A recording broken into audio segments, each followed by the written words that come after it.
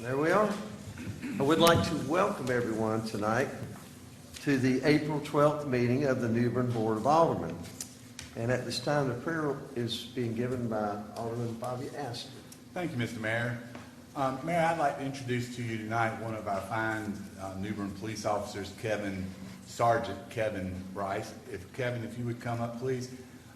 Kevin's been with the police department for 8 years. He is a SRT hostage. He's on the SRT team and the hostage negotiator. And he also participates in the community outreach program. Kevin, if you would turn around, face the microphone, and lead us in prayer. Thank you very much for being here. Yes, sir. Thank you for the opportunity. Let us pray. Heavenly Father, thank you for this opportunity to be here this evening. Thank you for all those that have gathered in this building, Lord.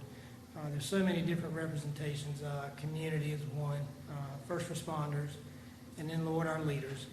We just ask for a special prayer and hand upon them, our leaders, as we definitely want to take them into consideration. We hope that you open their eyes and their minds and their hearts, give them the courage and the wisdom to lead not only the great city of New Bern, but the communities that they serve and represent. And Lord, as we go our separate ways tonight, just pray for safe travels for each and all. And again, we can't thank you more than enough for what you've done for all of us here, our great city of New Bern, the history of New Bern. And Lord, we just, again, we just can't thank you enough. And as everything comes together here, you are truly part of that. We just need to make sure that we keep you first. In your Son, Jesus' name I pray. Amen. Amen. Would ask that Troop 13 of the Centenary United Methodist Church lead us in the Pledge of Allegiance. Pledge allegiance to the flag of the United States of America and to the republic for which it stands, one nation, under God, indivisible, with liberty and justice for all. Madam Clerk, would you call the roll? Thank you, Sergeant. Stay safe. Alderman Bingle. Here. Alderwoman Harris. Present. Alderman Aster. Here. Mayor Outlaw. Here. Alderman Kinsey. here. Alderman Best. Present. Alderman Odom. Here. At this time, I would like to welcome Troop 13 of Centenary United Methodist Church. If somebody would come forward and introduce and tell us what you guys are up to. And thank you so much for all the projects that you do around New Bern. Thank you, Mayor. We're Troop 13. We meet over at Centenary United Methodist Church. The troop has been established since 1929. This group of young men you see behind me are participating in the Citizenship in the Community Merit Badge. And they are studying local government, and we are here tonight to observe the meeting. And thank you again. Thank you. Tim, how long have you been Scoutmaster there? 22 years. You've been a long time.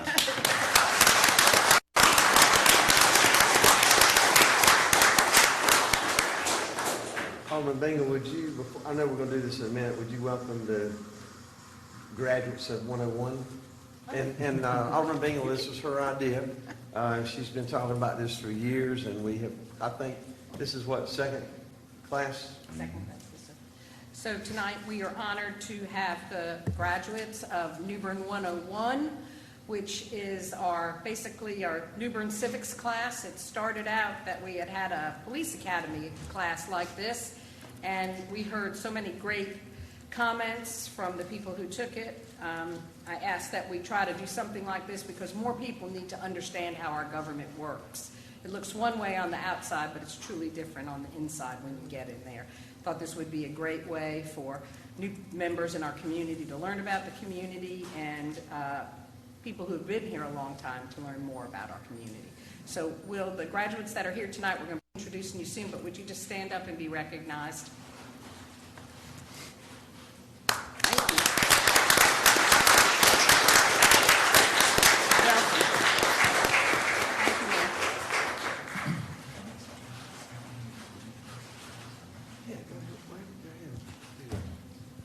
Oh, hey, Tim, I was just asking, do you think we could get your scouts to come up and tell us their name? Sure. Yeah, what would be late? They're probably all saying, oh, no. Just walk up, speak to the microphone, your name. Xavier Sterling.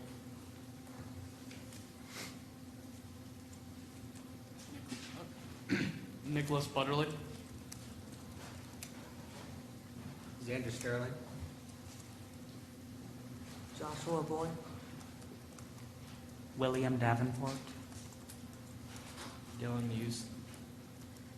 James Butterly. Landon Pike. Caleb Davenport. Evan Hardy. And Jed? Miss Joe.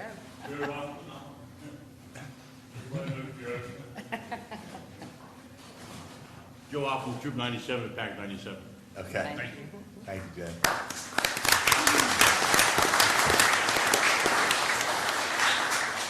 And we do have requests of citizens tonight, and we're going to start with Joe.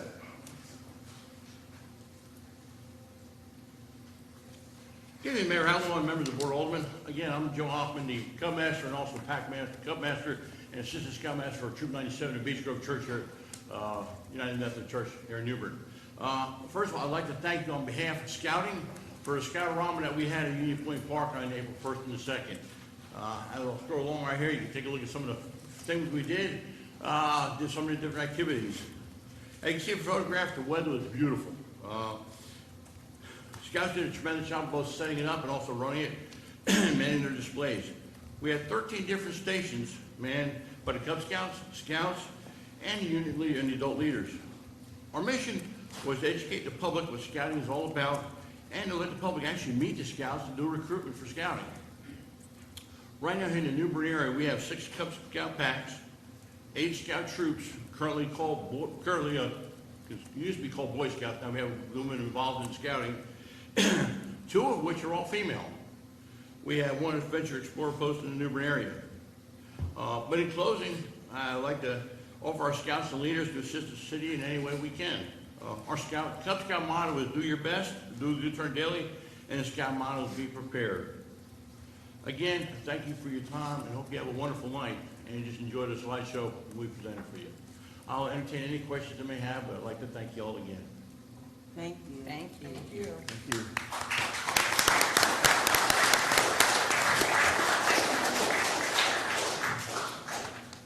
Pam Jenkins.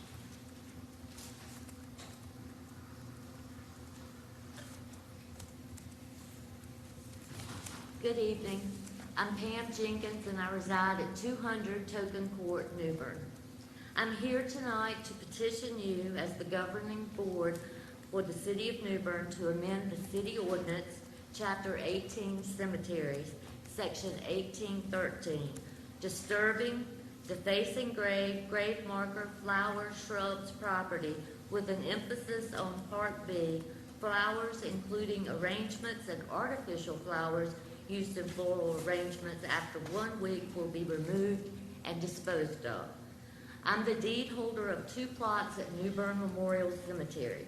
The first in Section A, where my aunt and uncle have been buried since the 1970s. The second in Section E, where my father and mother have been buried since 2011 and 2013, respectively. I've been maintaining the first gravesite for over 30 years without incident. From December 2013 through 2017, there were 6 separate incidents in which defacing the gravesites occurred. That resulted in filing police reports with New Bern Police Department, a meeting with the mayor, 2 aldermen, the Parks and Recreation Director at that time, and the city clerk attending, and last resort, appearing before the Board of Aldermen on May 19, 2017, to petition an amendment to the city ordinance. In March of this year, I went to the cemetery to clean off the monuments. My sister and I planned to change out the winter arrangements to spring arrangements.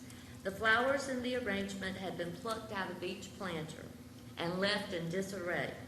My first thought was, here we go again. I went online to look up the city ordinance to see if any amendments had been made, and they had not. The next day, I called Miss Veronica Maddox, whom oversees the cemetery division for the Parks and Recreation Department. She told me that city workers had been instructed to remove all faded flowers from the grave sites. In our conversation, she explained to me that they were attempting to follow the ordinance. I assured her that I was not calling to complain, but instead wanted to verify that it was the city removing the flowers and not vandalism. I also needed clarification as to what part of the ordinance the city would be following. I am in no way being critical of Ms. Maddox nor the Director of Parks and Recreation. They are following directives that have been put in place. And myself, who's been in a 38-year career under different administrations, I know that our Board of Trustees sets policies, different administrations come in, and they take hold and go forth with what's put in place. And I will say Ms. Maddox has been nothing but professional throughout this whole time since 2013. I also do not make it my business to be judgmental in how others choose to memorialize their loved ones. However, it does become concerning as I walk the grounds of the cemetery to see many things around grave sites that are prohibited according to the ordinance. And just a few, including but not limited, curbing, fencing, border enclosures, stone, gravel, benches, sundials, settees, lights, and one thing that's very disturbing, as it reads, flags will be allowed only during the weeks of Memorial Day, Veterans Day, Patriots Day, and July 4th, and I am one that puts an American flag at my father's grave because he was a veteran. There are shredded flags and faded flags out there. On a yearly average, my sister and I place 8 flower arrangements on each gravesite. We've taken great lengths to use flowers and greenery that have UV protection to avoid the rapid fading from the sun. Ms. Jenkins, your 4 minutes is up. Okay, so in essence, I am just asking you to consider changing the ordinance from 1 week. I do not think that's a reasonable time to families who maintain the graves, as well as to our city workers who have to keep up with 1 week of removing flowers. Thank you for your time and consideration. Thank you. Edwin Vargas.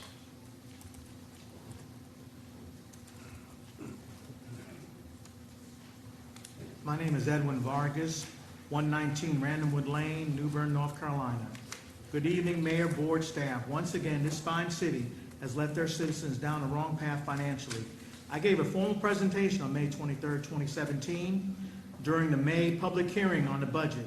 In 2016-2017, the general fund balance was $36.5 million. Fast forward to the general fund balance today, which is $37 million, to $41 million, a 12% increase.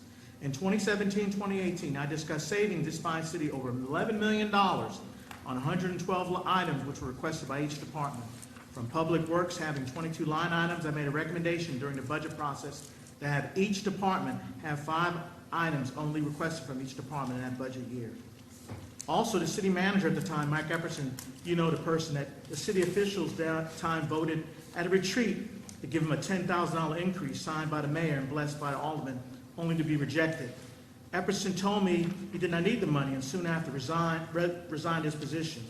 The city manager gave me a list of capital improvement projects and capital investment equipment for a later date and came up with a fire station in west of New Bern with land, equipment, staff costs of $3.5 million.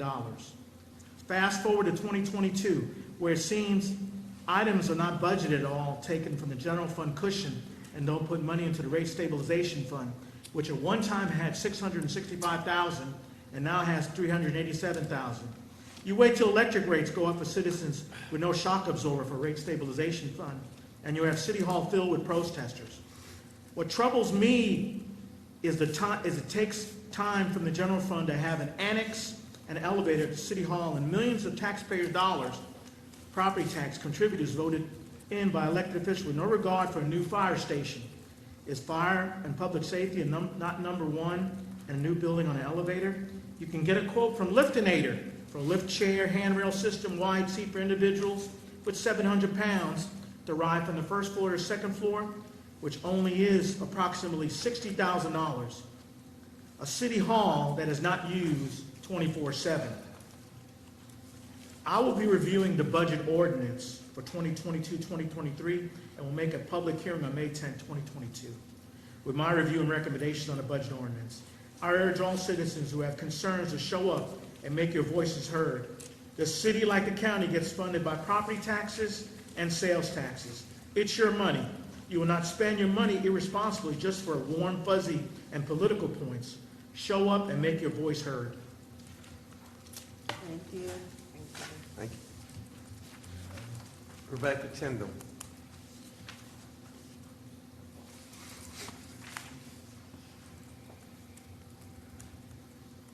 May I ask a question real quick while we're waiting on Ms. Tyndall? City manager, or either Kim, aren't we dictated by law on line items, what would go in each line item?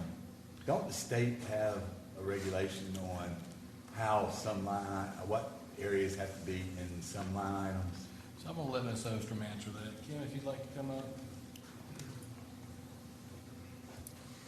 Because I know for salaries alone and benefits and stuff, there's 3 or 4 line items just for that. Are we kind of dictated by the state as to how the line item system works? Yes and no. We don't have a state chart of accounts that we abide by, but we do have a chart of accounts that we have implemented, and that does separate out the salaries and benefits in different capital purchase services and supplies. So certain items have to go in a certain line item? Yes, for reporting purposes, we have to have it separate. Okay, thank you. And then I got one other statement. I know in the fire department, when we were looking for this lift elevator thing to put in the fire department, the museum, that they weren't rated for commercial buildings, for commercial applications. So maybe different today, but then they weren't rated for commercial applications. So I just want to let you know that, Edwin, that, Well, and I mean, that's all. Alderman Aster, I will be discussing that at the public hearing for the elevator funding. Okay. And I will bring everybody up to speed. Okay. Okay, Ms. Tyndall. Sorry about that. Rebecca Tyndall, 1406 North Pasture Street. I'm here today because a Union Point Park is still vulnerable to Alderman Board selling off 2 parcels of the park. Property owned by the city, the Alderman Board can sell it. A few members of the Alderman Board have offered it to the Kessler Corporation. February 8th, we saw the outcry of people explaining this is a bad idea. But after hours, 4 members of the board voted yes to continue talking about the sell off of the park. Public rally was created and Save Union Point Facebook page, 2,000 people. Change.org was created. 10,000 people signed the petition to save the park. Alderman Board did not even flinch. So we started emailing and calling Kessler. They got tired of the emails and the calls. Asked the Alderman Board to remove it from the MOU, Memorandum of Understanding. Because this Memorandum of Understanding is a working conversation with a few Alderman Board, as easy as the park was taken off, is as easy as the park can be put back on when no one is paying attention.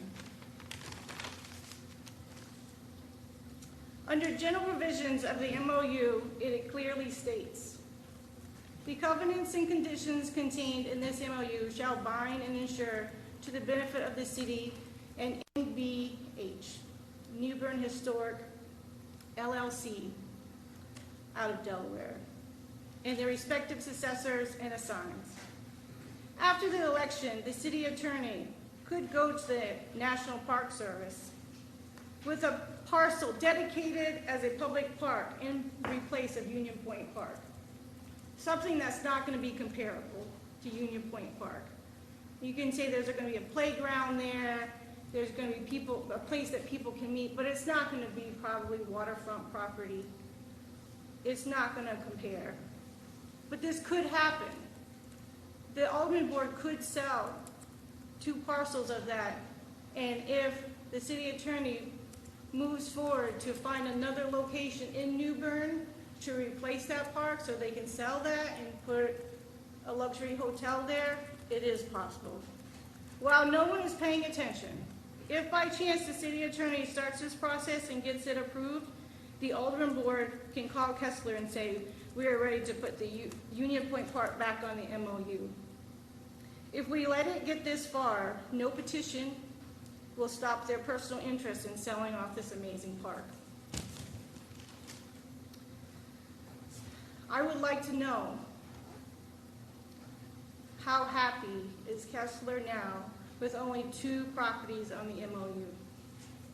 The Alderman board offered 3 properties, and with the best one being fought for by the people, I wonder, did certain aldermen say to Kessler, don't worry, we'll get it back on the MOU for you, when after the city attorney has finished things on his end?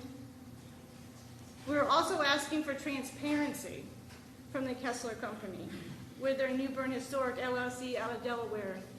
We don't know who's involved with that LLC. It could be just Kessler, but it could be a couple of members of the Alderman board. It could be someone associated with the Alderman board. We don't know, but we do want transparency. We don't expect any answers from you tonight, because we are more than happy to contact Kessler and ask them when they are filing their LLC in North Carolina, so we can have transparency. And I'm sure they want to hear from us. Ms. Tanner, your Again. 4 minutes is up. Okay. Okay, I'll leave this for next month. Thank you. Thank you. Thank you. Mr. Moore. Mayor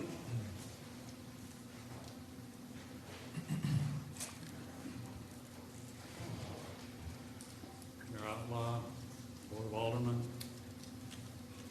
staff, city managers. My name is Michael Moore. I live at 1502 Lucerne Way in New Bern.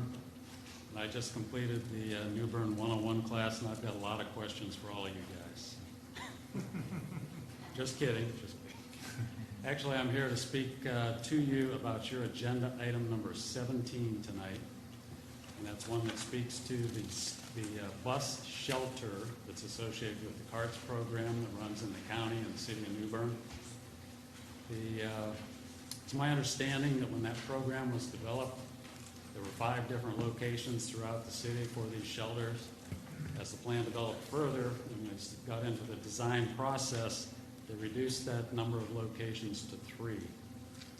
What actually ended up being installed, or in the process of being installed, is 1 location. It's at the utility building on Fort Totten. And I'm curious, I'm here to ask the question, why that location? How we got to that 1 location out of originally 5, reduced to 3, and then down to 1 location. The other 2 of the 3, one was located, I believe it's Roundtree Street, near Craven Terrace, and the 3rd location was at the Bolt Center. In my opinion, either the one at Craven Terrace or the one at the Bolt Center would make better sense as a bus stop, and the people who are using the bus stops, it would make sense for them to use that service to get to the Bolt Center for classes.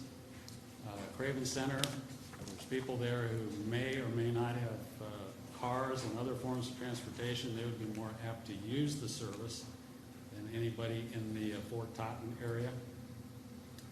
So if I was, certainly if I was the Ward 2 alderman, and I knew that there was an opportunity to have this new bus shelter built at Craven Terrace, I would be stomping my feet, requesting to know why the decision was made to put it on Fort Totten at the utility building instead of in an area where it might actually be used. So I appeal to you, first of all, to consider relocating the bus shelter that's currently scheduled to be installed in the Fort Totten area at the utility building to Craven Terrace. If that can't happen, at the very least, I would like to request that it be moved to the east end of the utility building instead of the west end on Fort Totten. It makes no sense to have it on Fort Totten. Anybody riding that bus would have to get off the bus If they're stopping there to pay a utility bill, they'd have to walk through a very active parking lot to get to the service end of the building. And I reinforce that, it's a very active parking lot. And I watch the cart buses in that location many times a day. They all drive in. There's a very generous, spacious parking lot there. They drive through the parking lot to the east end of the building. They stop. And I am not kidding if I told you I have seen probably less than 2 or 3 people in the couple of years that I have lived there use that service at the utility building. So I think the location, there might be a requirement for a location or a bus stop there. I don't think there's enough of a reason to install the one, and in my opinion, it might be the only bus shelter in the whole city of New Bern. And I know it's a new program, and it's something that they're trying to get implemented, and maybe it's going to be used throughout the city at some point. But I'm very curious why it was decided to put one shelter at that location when it's going to be underutilized at the very best. So again, appealing to you to change the location if possible. If not, move the shelter from the west end of that building to the east end of the building on the other end of the parking lot. Thank you. Thank you, sir. Thank you. That concludes our petitions of citizens. I've been asked that Yes. to recognize the leadership Craven class that's here tonight as well. Come right here. I want to also welcome, I've just been advised, I forgot, I see some faces, I see Tony's face out there. We've got Leadership Craven here this evening, so the members of Leadership Craven, and that's the group, like a New Bern 101, it's to learn all about Craven County and the services throughout our county. So will the members of the the Craven County Leadership 101 Chamber of Commerce stand and let us recognize you, please? Sorry. Go ahead. Thank you for attending. We appreciate it. Mayor, it looks like there might have been a discrepancy with the petition of citizens. Yeah, the petitions of citizens, the form has to be filled out prior to the start of the meeting at 6 o'clock. That has been the policy of the board. And as mayor, I officiate the meeting based on the policy. Ma'am, you're out of order. Thank you very much. That is the policy at this time. Okay, at this time, let's go to consent agenda. Mayor, I'd like to make a motion to approve the agenda as is. Second. Motion and second. Is there a discussion? Seeing none, all in favor of the motion, say aye. Aye. All opposed, the same. Motion carries. Item number 6. Good evening, Mayor, Alderman. Tonight we'd like to recognize our New Bern 101 graduates. This is the second time we've done New Bern 101. This year we had 23 participants to come visit us this is the 8th week in a row, and they visit us for about 3 hours each week. They've gone to each department, talked with the department heads and staff, got to learn in detail what those departments do, and have got to experience some of the exciting things those departments do on a regular basis, and ask a variety of questions. Tonight was a culmination of that event where they talked to several of the aldermen and the city attorney as well to find out what they did as well. So New Bern 101 is a great opportunity to learn how your local government works. We've given the participants ample opportunity to ask questions along the way, and we hope they've learned something and hope that encourages them to continue to have an interest in the city of New Bern in the future. At this time, I would like to ask the alderman to come on to the other side of the gate here, and we're going to recognize our participants.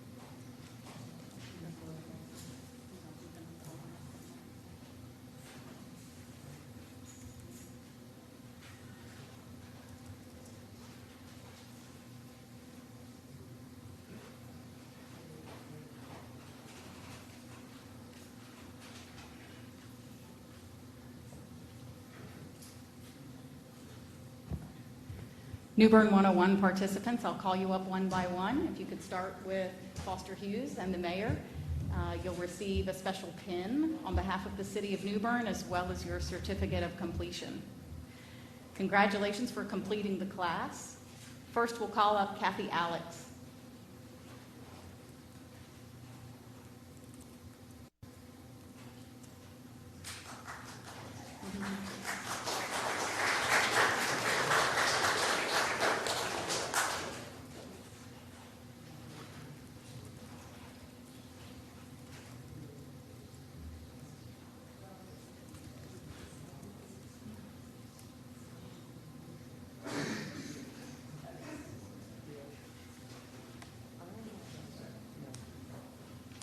Next, we have Bob Brinson.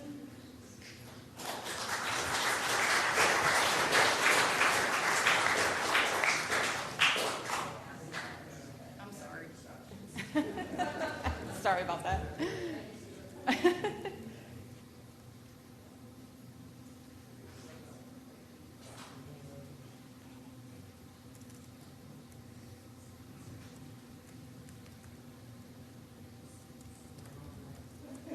Karen Buickarud.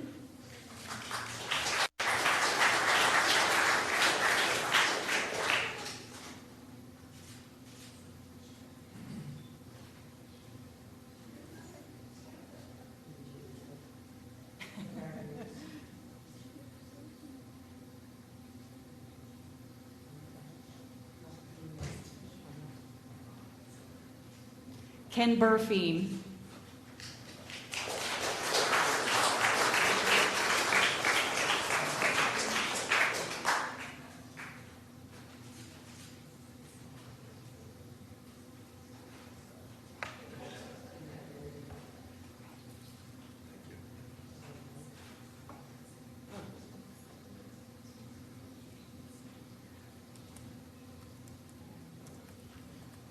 Paul Clevenger.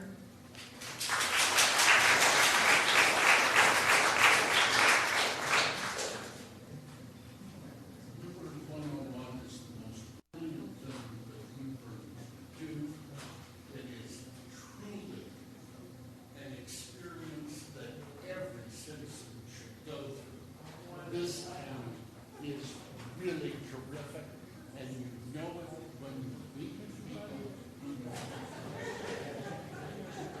Oh, shut.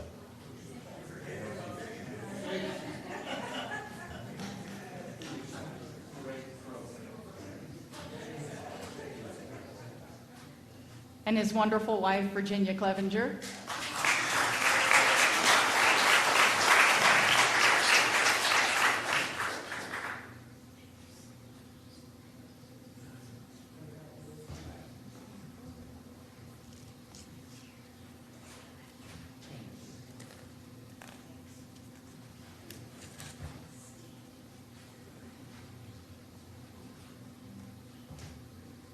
Michelle Porter.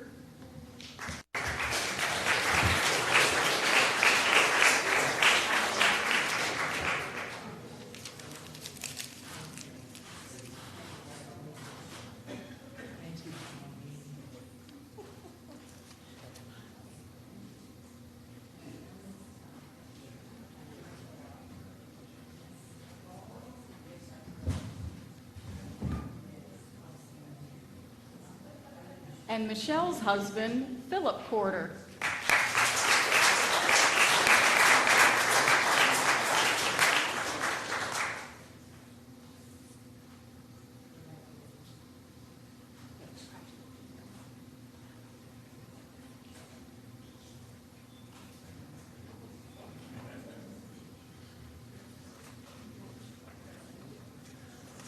Tony Cruz.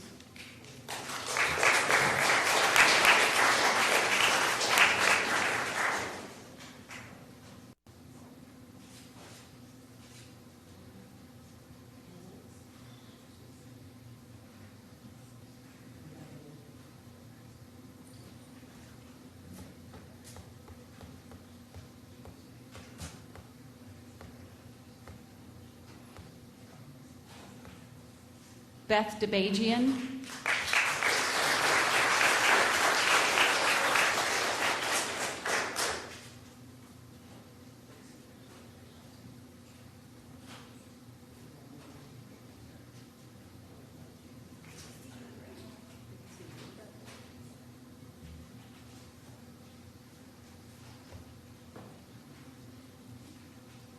Rick Davis.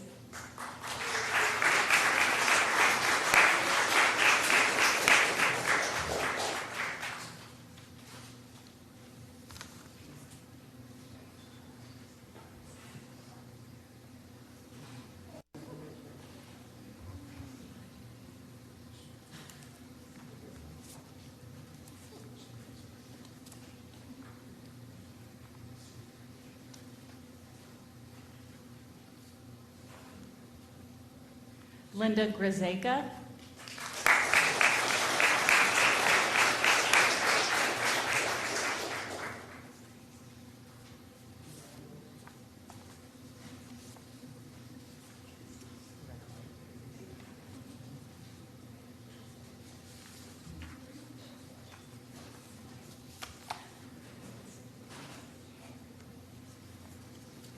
This was a big class, to say the least. Joe Cull.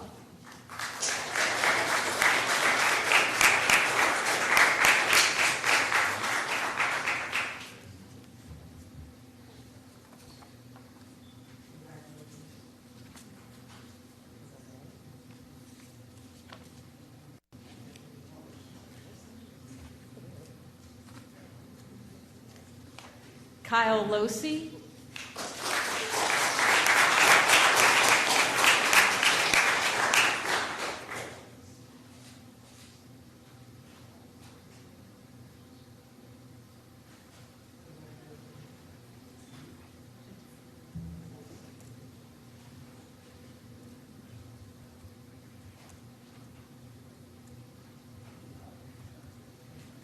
Tim Marcelli.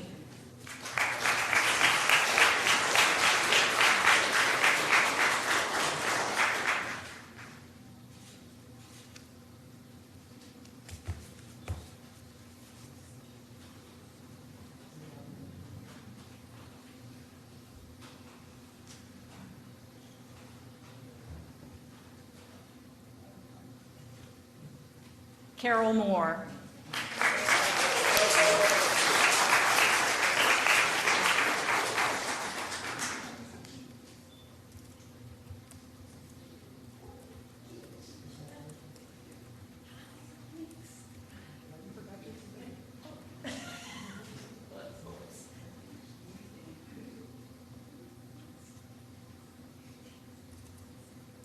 And her husband, Michael Moore.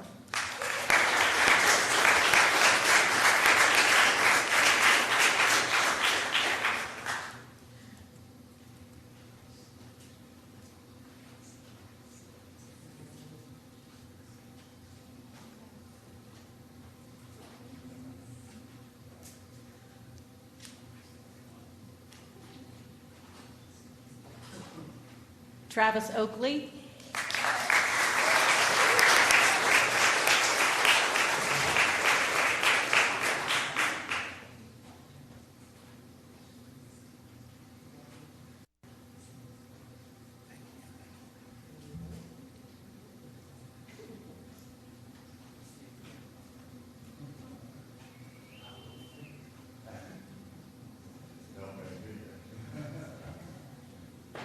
Pete Roberts.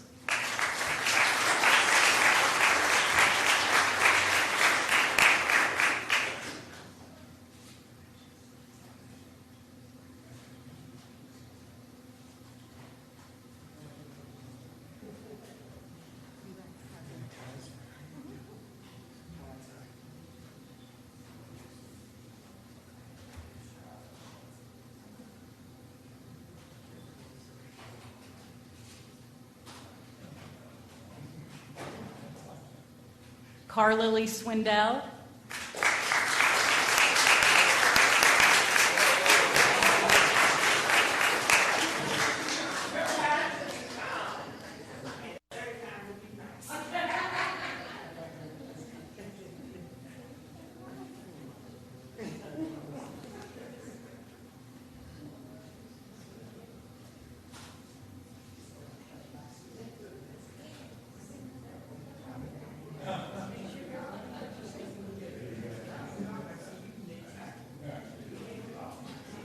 Claire Wilkins.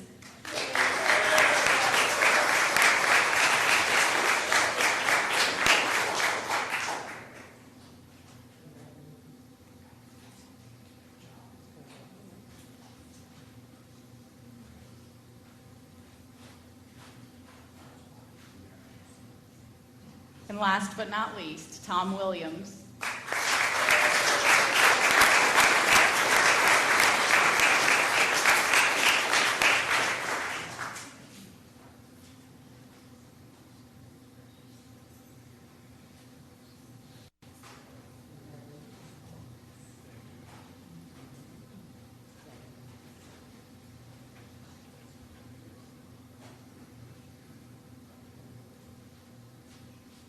And we did this last session also. Would the graduates mind coming up again to take a group photo? Yes. Thank you, Mayor and Board of Aldermen. Thank you.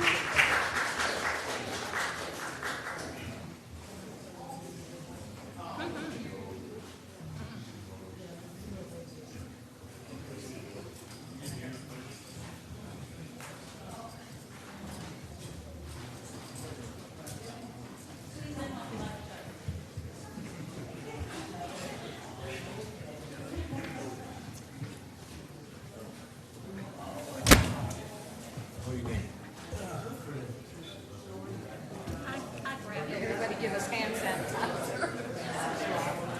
Pass that down. Why don't we pass it? Right there. We'll pass it down. I already got my square.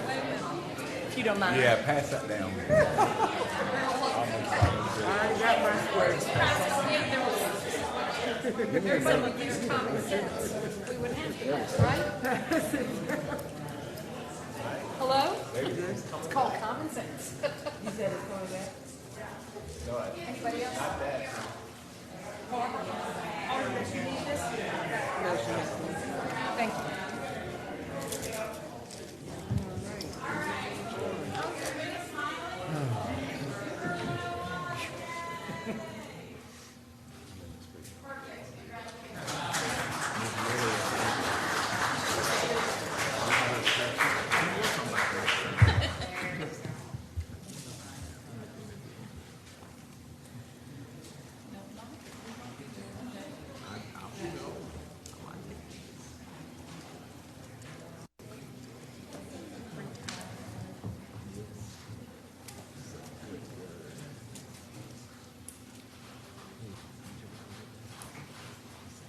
Okay, Mr. Hughes, let's go to item number 7.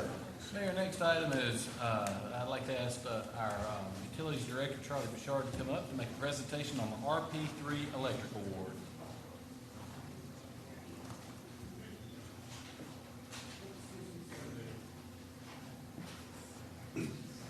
Thank you. Good evening, Mayor, Governing Board of Aldermen and women. More good news to present to you tonight. The American Public Power Association has designated our electric utility with the Reliable Public Power Provider designation. You'll hear me refer to that throughout the presentation as RP3 or the RP3 program rather than repeating Reliable Public Power Provider because it's a tongue twister for me. This is about your leadership and your governance over the utility, and it's also about our highly skilled and dedicated staff and what they do to run the operation and recognition of this designation. Before I get started, I should also give credit to the American Public Power Association for providing some of these slides. Some of the information I used from them, some of them I edited. Probably where you see the typos is where I edit stuff. So we'll get started. So what is the RP3 program? It's a peer evaluation of the utility's reliability, safety, workforce development, and system improvement initiatives. There's two main goals. It's a self-check and a benchmark of the utility's operation at a national level, and it provides national recognition for the utility so that it can be shared with our stakeholders. How does it work? Utility responds to a very extensive application focused on 4 disciplines: reliability, safety, workforce development, and system improvement. This is not a check-the-box application. It requires a lot of supporting submittals and documentation to prove that we are a reliable public power provider.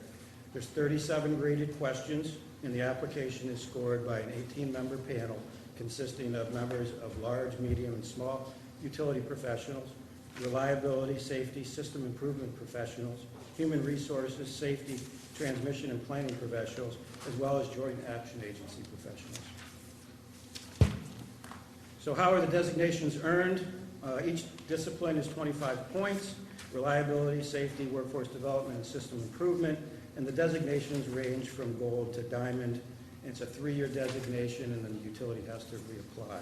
This year, we were given the diamond designation with 100 points. So thank you.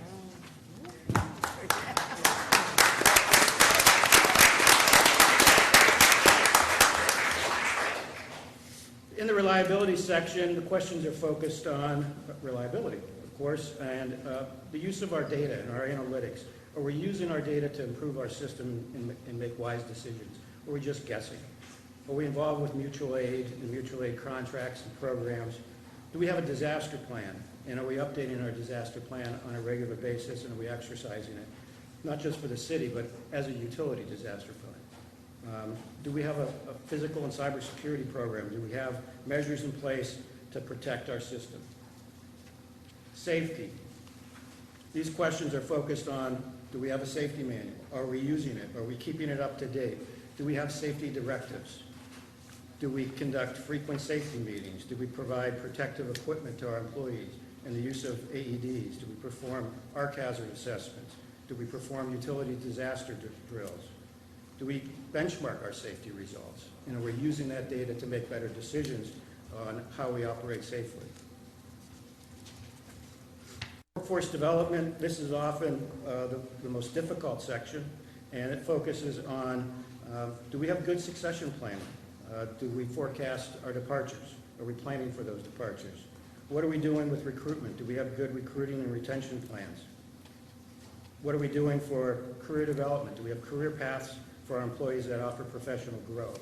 Do we have good continuing education policies that afford staff opportunities for growth and professional development?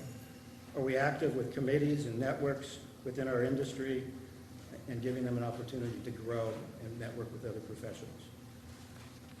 System improvement. Are we using research and development? Are we active in it? We're not an R&D firm, but are we paying attention to R&D trends? Are we using that to our advantage to help us make decisions and guide this utility? Do we have good system maintenance plans? Are we doing system maintenance? Do we use system data to drive our improvements, or are we just guessing? Are we doing long-term plans, 5, 10, 20 years out? Are we looking at our aging infrastructure and equipment such as capacity, resiliency improvements, utility modernization? And also, do we have good financial health? Do we have the policies in place to maintain financial stability? And do we have funding plans for near-term capital projects? And are we actually following through with those? So out of all the designees across the country, there's about 2,000 public power utilities. 275 of them have the RP3 designation. 26 of them are in North Carolina, and 13 of them are the Diamond designation, and we have one. So why is it important? During my time as the past vice chair of the RP3 panel committee, we took a very, very deep dive into the analytics side of this. And this is just one example. I could dive into this real deep with many more examples. But this is just an example of how RP3 utilities have a much lower system loss than other utilities in the private and public sector. It's also important that it gives us a way to achieve national recognition and follow our best practices. It gives us a self-check, which is really important for me as a utility director to make sure that we're on the right track. And RP3 creates a clear path for long-term operational stability for the utility to operate. That's all I have as a presentation. I'd be happy to take your questions. And again, I want to thank you for your leadership and thank our staff for their skill and their knowledge and their dedication. Charlie, I do know that with a lot of things going on commercially with development, et cetera, I know that it's been tough competition with private contractors, so my hat's off to whatever you're doing, and I know you have we've talked about this many times, how do you recruit when your biggest competitor is the private contract services? So we fight every day of the week. Yeah. Yeah.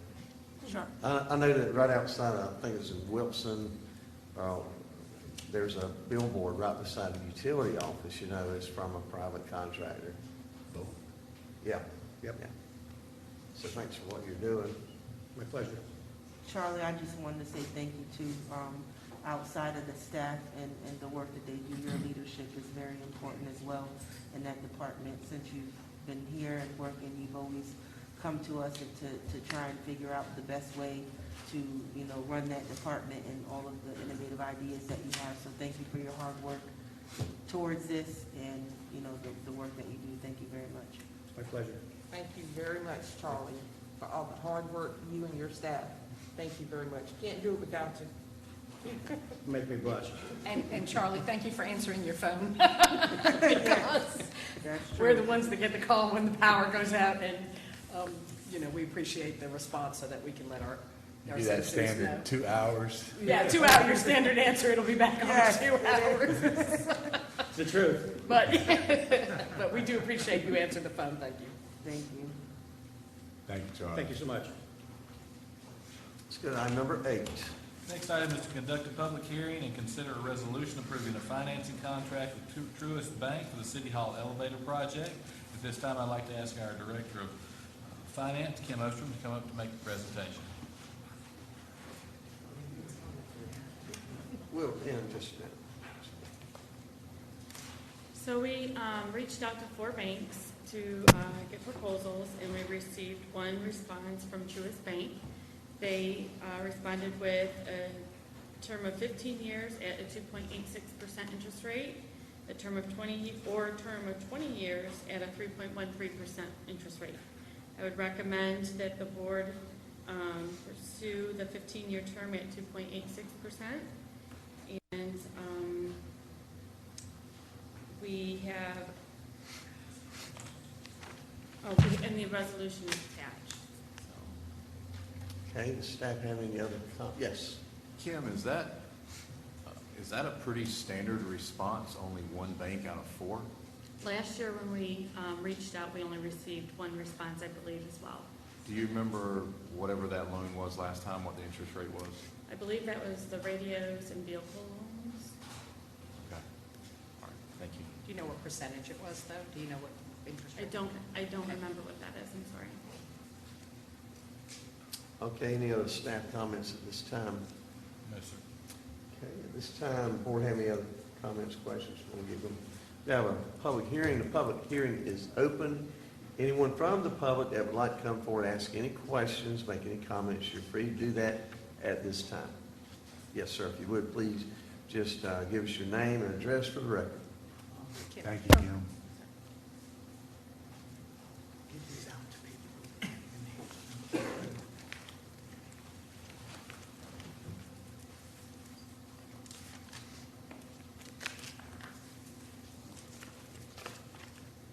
Good evening. I'm Edwin Vargas at 119 Randomwood Lane in New Bern, North Carolina. Good evening, Mayor, Board, and staff. Once again, this fine city has let their citizens down on a wrong path financially. Tonight, a vote will be made on funding for an elevator at City Hall. Let's go back on this request. The interim city manager, after Mike Epperson, did an RFQ for a vertical platform lift from Liftinator at 4430 US 70 New Bern, North Carolina, 28560. I visited their offices and have provided a brochure, style, and colors. The quote was given to the interim city manager, and it was squashed. Why? Fast forward over the past 60 days, a vote to hire a contractor for an elevator and annex and the millions of dollars taken away from the general fund balance of $42 million. It was $36 million in 2017 budget ordinance. The cost of this vertical commercial lift is between $28,000 and $40,000 for the equipment. The contractor work is not included. The initial quote met the height requirements of 17 feet. My recommendation is to use Liftinator as a local vendor to install a vertical lift that will meet the wheelchair and weight requirements of 750 pounds. This company has been in business for years, serving Craven County for residential and commercial needs. The money saved can be used towards a fire station, West New Bern, since I asked Mike Epperson at the time, and the estimate was between $2.5 and $3.5 million. Please reconsider the idea of financing the elevator project, which is expensive, and the alternative way of using Liftinator, Severe brand, will meet the needs of the citizens and staff going from the first floor to the second floor at City Hall. Citizens voted for individuals that are saving money, since voters were making For votes were made and claps were done for political points.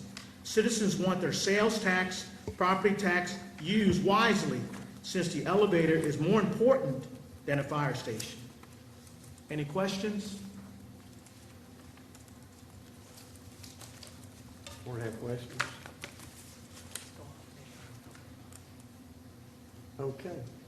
Anybody else want to come forward, ask any questions, make comments, statements concerning this item? You're free to do it at this time. Thank you, Mr. Vargas, for bringing this information. Yes, thank you, sir. Make a motion to close the public hearing. Second. Motion and second to close the public hearing. Is there any discussion? Yeah, I just have a quick question.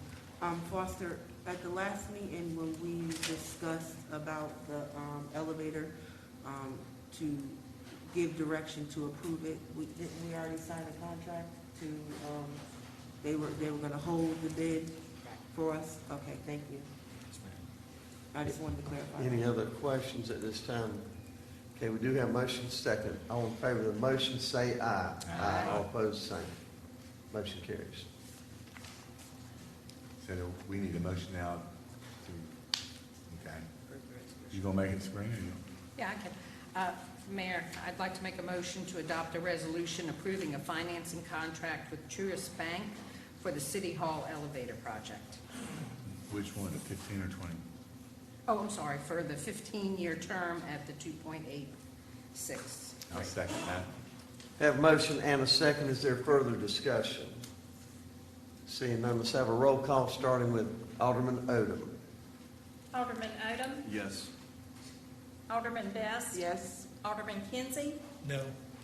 Mayor Outlaw? Yes. Alderman Aster? Yes. Alderwoman Harris? Yes. Alderman Bingle? Yes. Motion carries. Item number 9. Next item is to consider a resolution approving the sale of 506 Darst Avenue.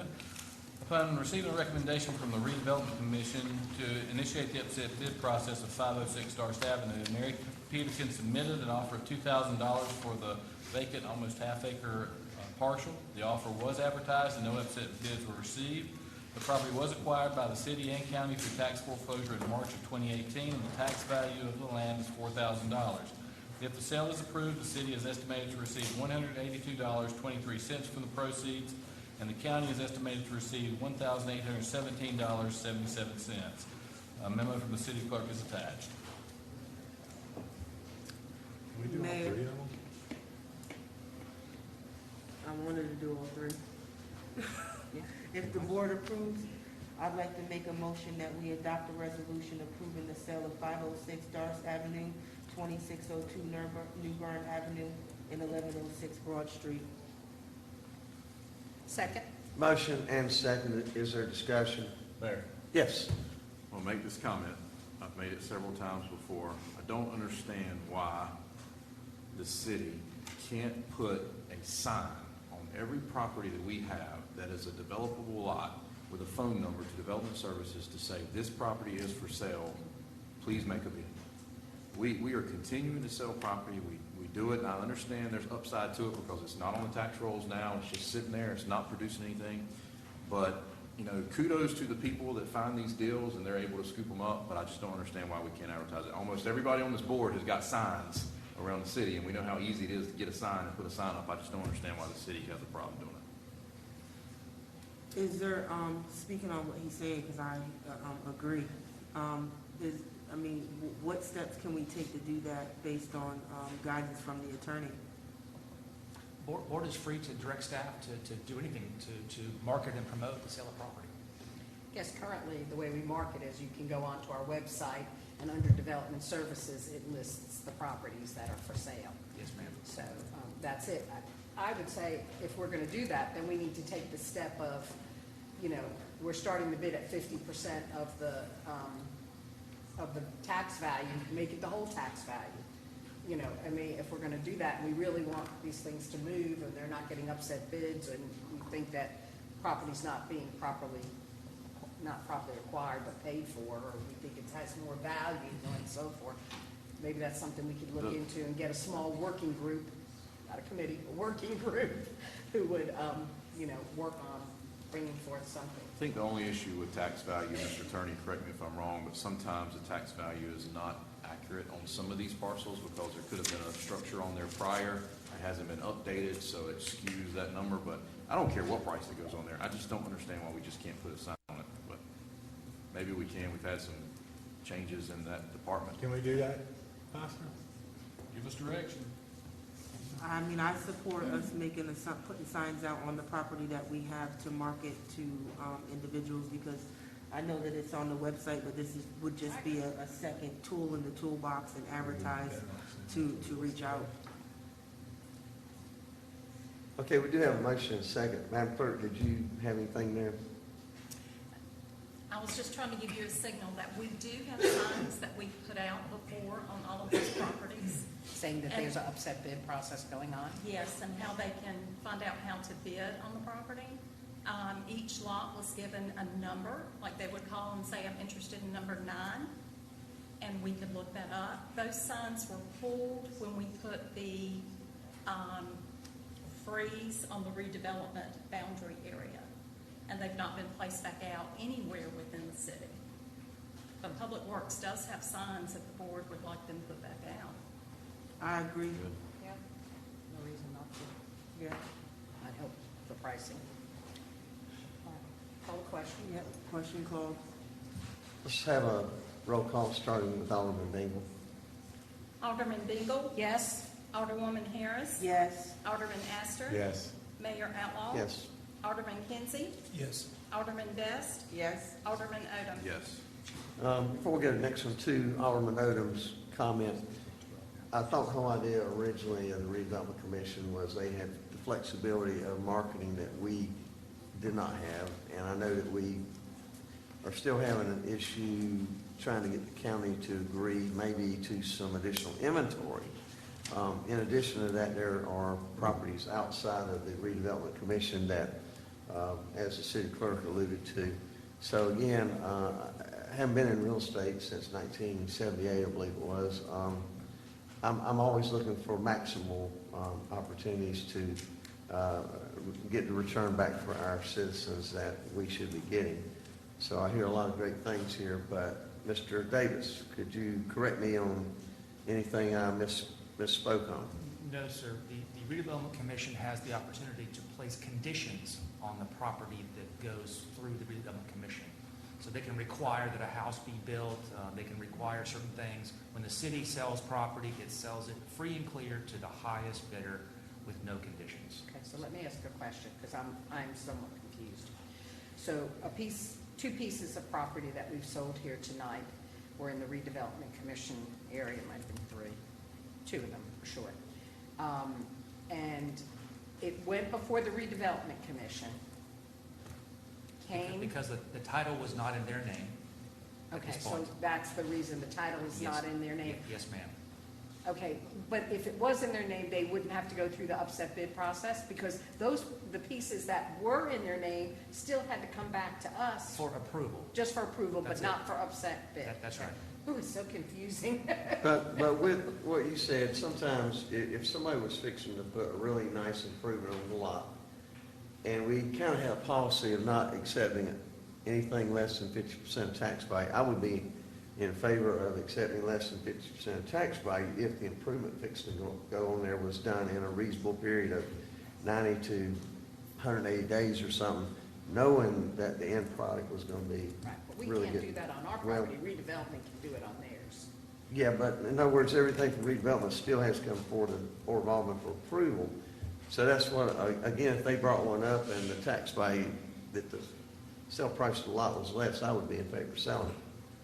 If I knew the improvement was going on there, that they can put those bundle of goods, those requirements on it that we can't. Is that correct? Yes, sir. Anything else on those items? Let's go to item number 12. Next item is consider a resolution initiating the upset bid process for 2502 New Bern Avenue. Lorenzo Grist has made an offer to purchase this property for $5,000, which is the full tax value of the 10th acre parcel. The property was acquired jointly by the city and county in 2017 through tax foreclosure. The unpaid taxes due to Craven County at that time, including interest and penalties, was $3,505.25. Unpaid taxes due to the city along with interest and penalties was $212.33. If the property is sold for the initial bid, the city is projected to receive $609.46, and the county is projected to receive $4,390.54 from those proceeds.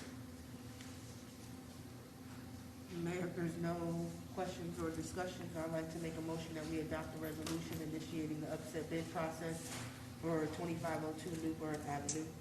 Second. Motion and second. Is there discussion? Seeing none, let's have a roll call starting with Alderman Odom. Alderman Odom. Yes. Alderman Best. Yes. Alderman Kinsey. Yes. Mayor Outlaw. Yes. Alderman Aster. Yes. Alderwoman Harris. Yes. Alderman Bingle. Yes. Motion carries. Item number 13.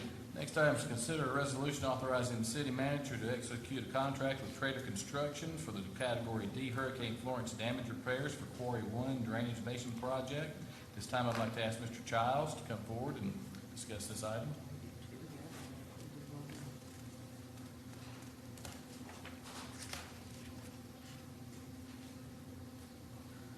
Good evening, Board.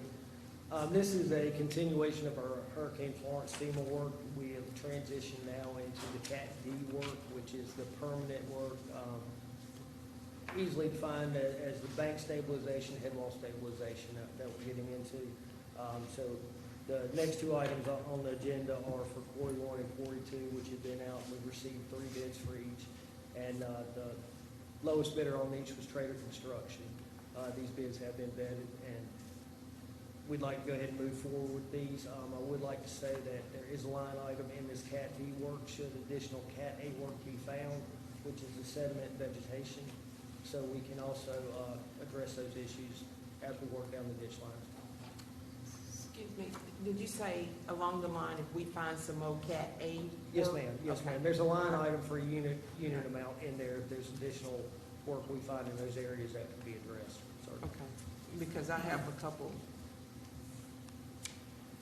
George, how many have they covered so far the Cat D? This will be the beginning of our Cat D work. Okay. So how many are you looking to complete? We're hoping to complete all of them in the next 12 months. Like a number, 20, We're 20, hoping, 30 or 20? well, we're gonna do all the basins, Okay. just very similar to the way Cat A was done. We're gonna address each basin, some are grouped together, but we're gonna address them the same way. Okay. For Mayor, there's there no more questions? Ms. Harper, You would you do? be able to do 13 and 14 at the same time? I guess so. Yep. Okay.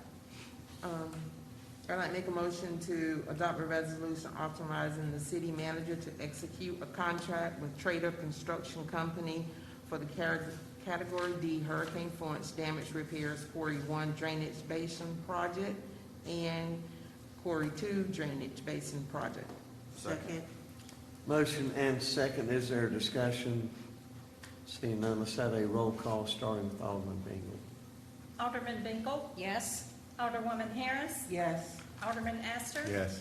Mayor Outlaw. Yes. Alderman Kinsey. Yes. Alderman Best. Yes. Alderman Odom. Yes. Motion carries. George, to date, how much total have we done since Hurricane Florence? Ballpark, not holding you to it. We're talking dollar value, Yeah. approximately $6.5 million, I believe. Just off the top of my head, I don't have the number in front of me right now. Okay. Thank you. Item number 15. Mayor, next item is consider a resolution authorizing the submission of a funding application to the North Carolina Department of Water Infrastructure for a planning grant. This time I'd like to ask Mr. Hughes to come up and explain the item.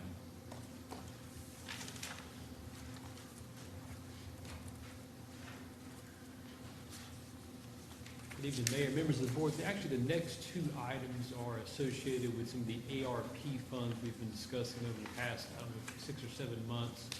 This is funding that's been passed down from the federal government to the state government through the Division of Water Infrastructure. There's several different buckets that the funding has been kind of split up into. There's really 2 buckets that the city is eligible to apply for. One is a construction grant with a maximum grant award of up to $15 million. There's only about $55 or $60 million in that bucket, We expect that to be highly competitive and the funding to go very fast. The other bucket, which we probably have a higher likelihood of receiving the grant, is a planning grant in which they are awarding grants up to $500,000, and there's about $700 million in there. So we think those will be dispersed among many more applicants, and we probably have a better shot of actually getting that grant funding. So the two agenda items, this one and the next one, are both associated with those ARP funds.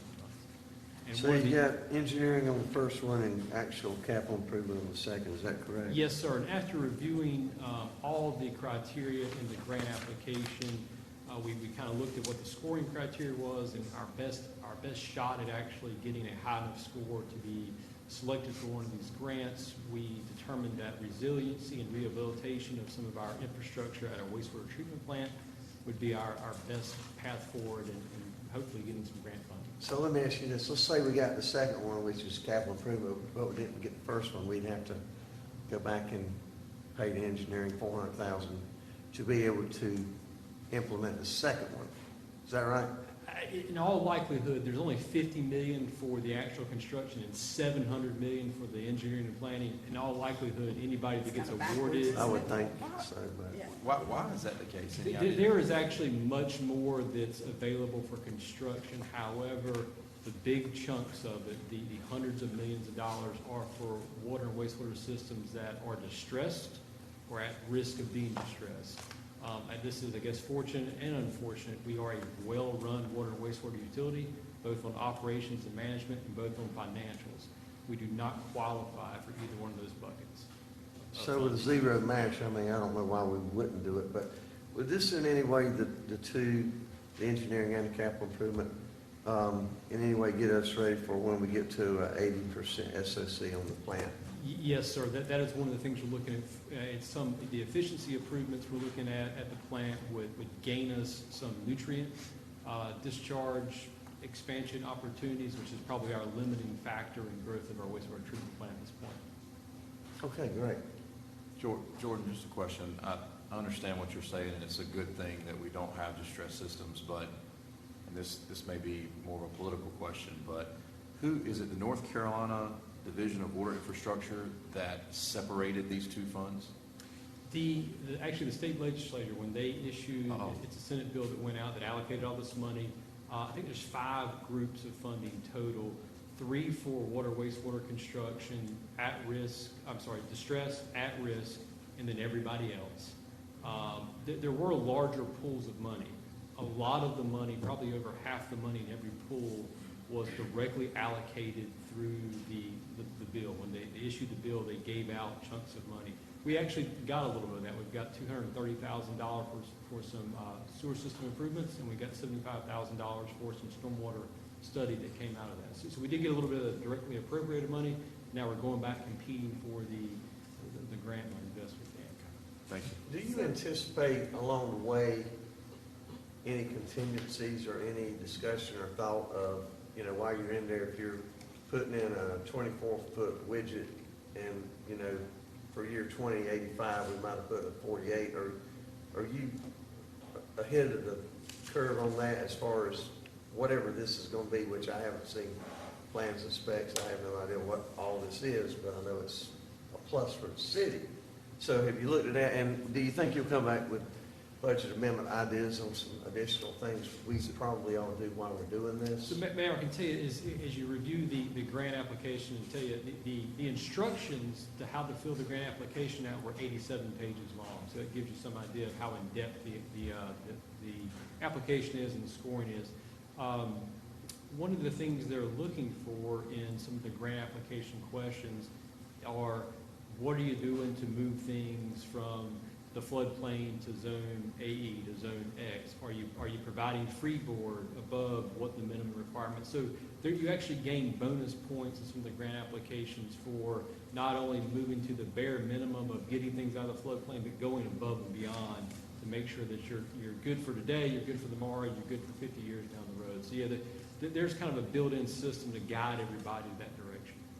Okay. Those are things, if we're awarded the grant, those are things we'll be looking at, try to make sure everything is good for the day, good for tomorrow, and good for 50 years down. And just to refresh the board, as far as in an event like a Florence, how did we operate and what are the elevations out there? I know that's kind of in a pretty, Surprisingly well.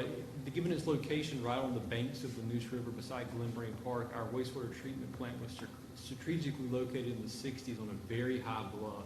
It is actually elevation mid-20s. It's way out of the floodplain to be right on the riverbank. Never had any flooding problems at the plant itself. The plant does very well. It's up out of the floodplain. It becomes an island is the issue we have. Everything there is isolated. The staff's isolated.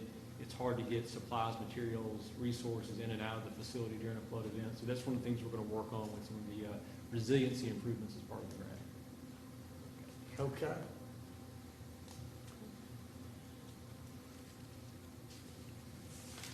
Can we approve 15 and 16 together?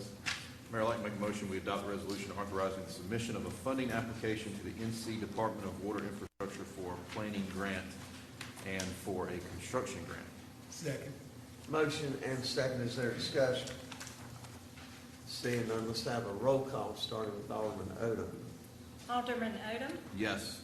Alderman Best, Yes. Alderman Kinsey, Yes. Mayor Outlaw, Yes. Alderman Aster, Yes. Alderwoman Harris, Yes. Alderman Bingle. Yes. Motion carries on number 17. Mayor, next item is to update and discussion on bus stops. So give a little bit of history on the bus stops. Back in 2019, Development Services started working on their CDBG 5-year action plan, and one of the projects they wanted to look at doing was adding bus stops along the CARTS route. They initially looked at 6 different locations, and they narrowed it down to 3 that they wanted to start on first. So they purchased the actual shelters that would go with those bus stops at that time, back in 2020.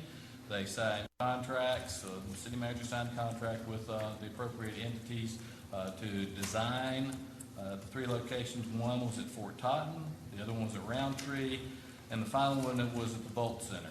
Now, unfortunately, the staff that were coordinating this project are no longer with us, so the history on why they chose those areas or why they decided exactly where it would go at Fort Totten, unfortunately, I can't answer and the existing staff can't answer, so that's where we are on this. But the goal was for them to start working on that project literally in 2020.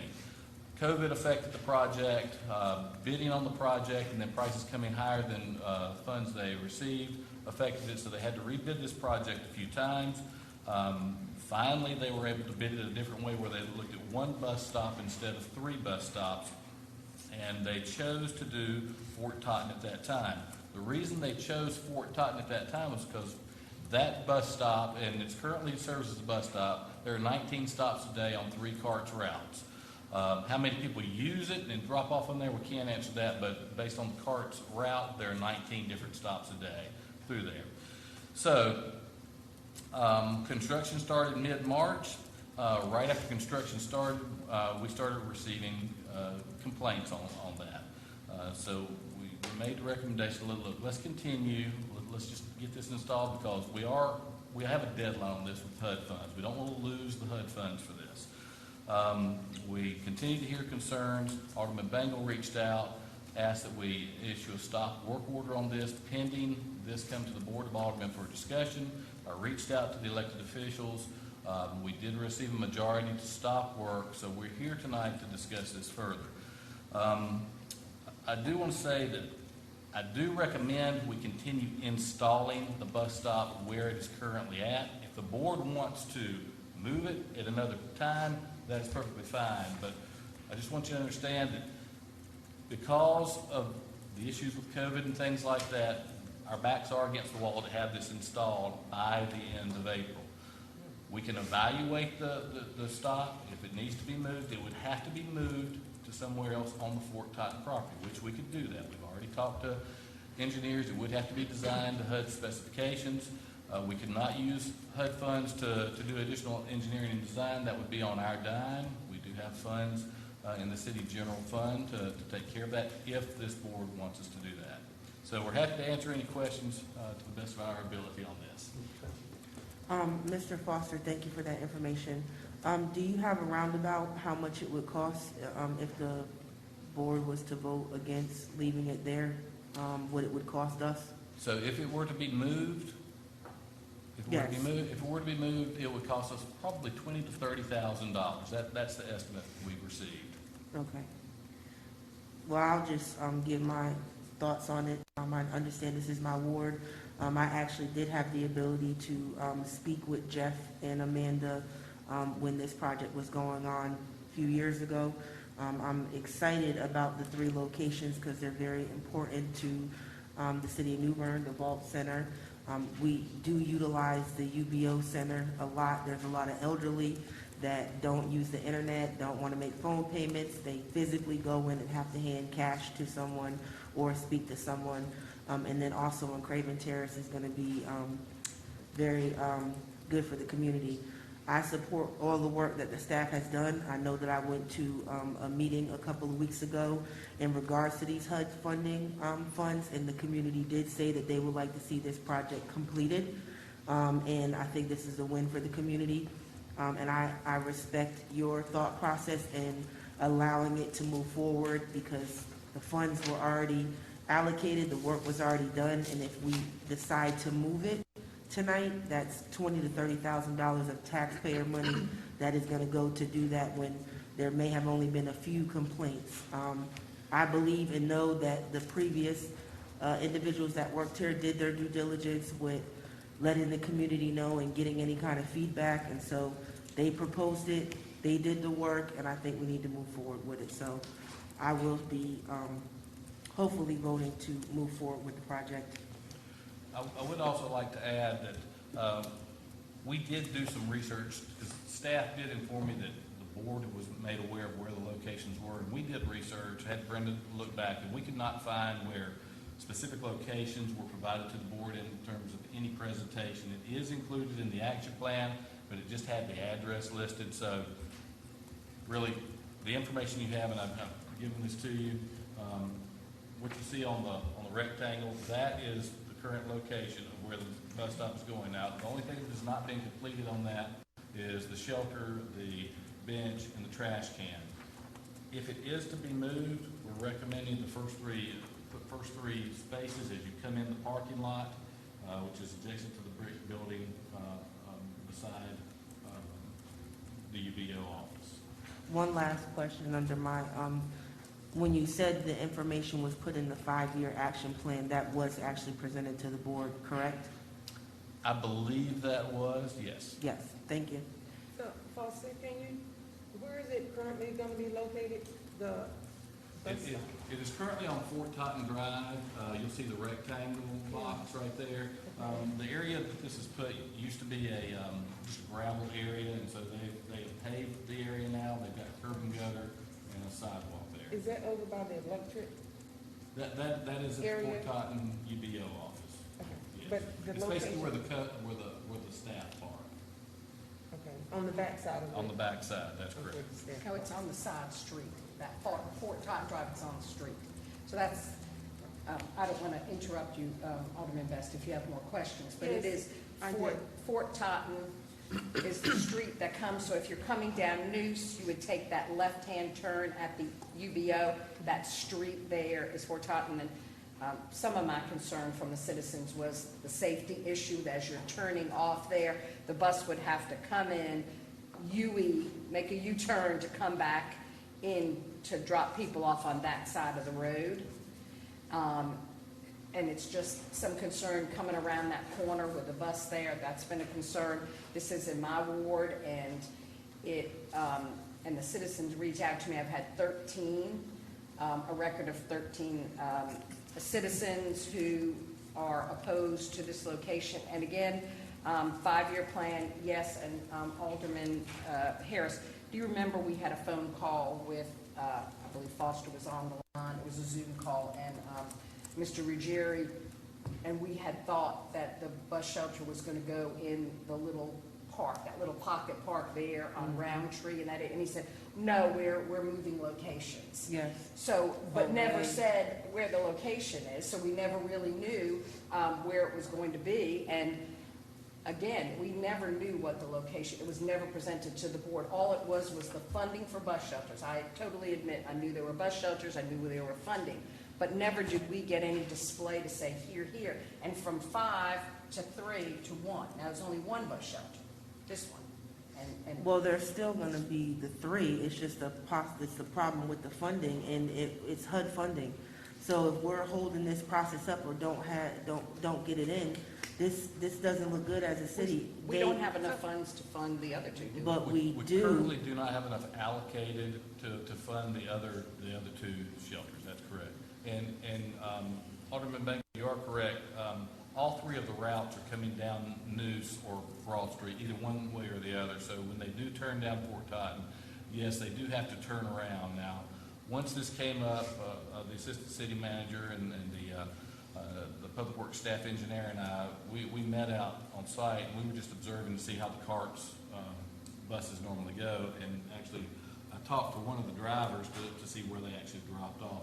They did inform me that they do come down Fort Totten, they turn into the parking lot like everyone else does, but they drop off and pick up where the generator site was. And because I was just trying to figure out how they were actually doing it. So the methodology that staff used to determine where the route was going to go, I can't answer that, but I just want to give you that additional information. For staff, But for the funding, Yeah. we do still have funding. We haven't allocated the current CBDG funds. That's correct. Right. Yes. Okay, just Yes, wanted to it would clarify. just have to go through that process. Okay, thank Through you. that process, let me understand that, because I'm confused. So we had $100,000 for bus stops, correct? What was the CDBG? Don't hold me to this, but I think it was a little more than $100,000. $220,000. Because actually to date, I believe over $72,000 has been spent for this on the shelters and the design of the project and construction management. Of one shelter, the design, or all 3? The design on 3, yes. Just want to make sure I'm clear. And currently we have a contract out with the contractor, and I believe that's just under $70,000 to do the work that they've done so far at Fort Totten and to install the shelter. So we're approximately $150,000 to get where we are today. So the design's already been done for the Volt Center and for Roundtree, but it's just the bidding that out, the construction, and So where is it going on Roundtree? Because again, I don't know, because we were told it was going to go in that park. So now where It it's... down to I think we have a plot of land over there by the, where Miss Benita Simmons that's has her. correct. Yes. Yes, it's approximately 1 or 2 lots down past United Way Park on the right-hand side where that's going to be. So is this a process that should have been, either the board should have been informed as far as where these stops are, to have any public input or anything? Because again, the citizens who live in that neighborhood over there are saying they were unaware, which I was unaware of exactly.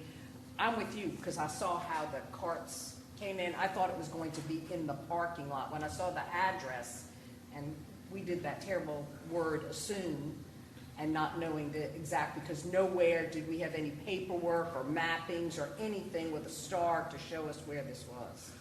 I always think the more information we can provide, the better. And unfortunately, this project while the design took place over 2 years ago, it just hasn't been in the forefront. Especially, I don't think that with our current staff, it just hasn't been a thought that, hey, we need to get this out to the public, unfortunately. And then my other question is, we mentioned about taking the funds out of general fund, but we are about to the end of our budget year. Would there not be funds in Public Works that we could use funds from Public Works? We could pull it that's from the Public already Works there? General Fund, that's correct. Well, Foster, is this something, this is a time-sensitive matter, correct? That's correct, it is. And I agree with you for going on to install this one bus shelter. And then if there's problem arises for safety, then I guess, we can address that at that time. That's why we have a police department. But has there been any other issues with carts coming through that parking lot, coming on that street, incidents happening that we are aware of? Not that I've been made aware of. Okay. But it So hasn't why? been, the stop hasn't been there. Right. The stop's been inside the parking lot, not on the street. Okay. That's the difference. So Foster, my thought is that I'm hearing safety here and I'm hearing money here. The thing that it is, like you said, we didn't have a lot of information when it all came together.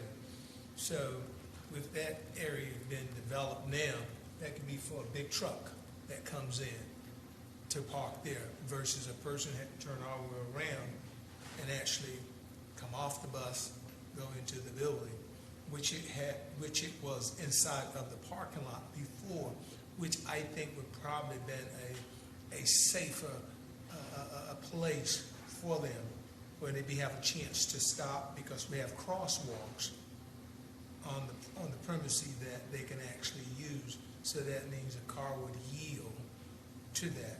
So with that being said, which direction now should we take to make it better and make it right? So I'm here to do whatever the board directs us to do. But again, I will say this. The goal is to close this project out as quickly as possible so that we can get invoices from the contractors and basically get reimbursement from CDBG for our drawdown. That's the main thing that I'm looking after. If the board wants us to go ahead and stop and start working on the other location, we're happy to do that. Will you be able to do it in time? The new location, no. So basically, we would lose out on some funds. How much, I don't know. It would really depend on what the final bill will be from the contractor. Alderman Betts. I'm not for putting additional taxpayers' dollars into a project of money we already have. It doesn't make sense. Put the my recommendation is to go ahead and install the bus shelter. If there's a problem arises from it, then we address it at the time. But I can't see wasting $30,000 to move it to another location, and then we have to come up with funding to support it. Now, Foster, is this something that we're maybe next, like the next HUD season, where we could get a grant, ask for the grant money to support the other two shelters? I've learned a lot about HUD and CDBG over the last few weeks, and I've been having a lot of conversations with our consultant, Urban Design Ventures, and we are looking at the possibility of being able to reallocate some of that funding to be able to install the other shelters. Yes. Okay. Well, my concern about the whole project is you got an alderman sitting right here that says she has had an outcry from at least 13 residents in that community that would have concerns about it being there for safety reasons or whatever. You know, I thought we learned from Union Point Park that we should listen to our constituents. Yep. So I'm with Alderman Bingle. I'm going to listen to her constituents and do what they feel in the neighborhood needs to be done. Now, my concern too is losing funding. Yeah. You know, a lot of things we do with the city, you know, you can read this information and make a pretty good decision.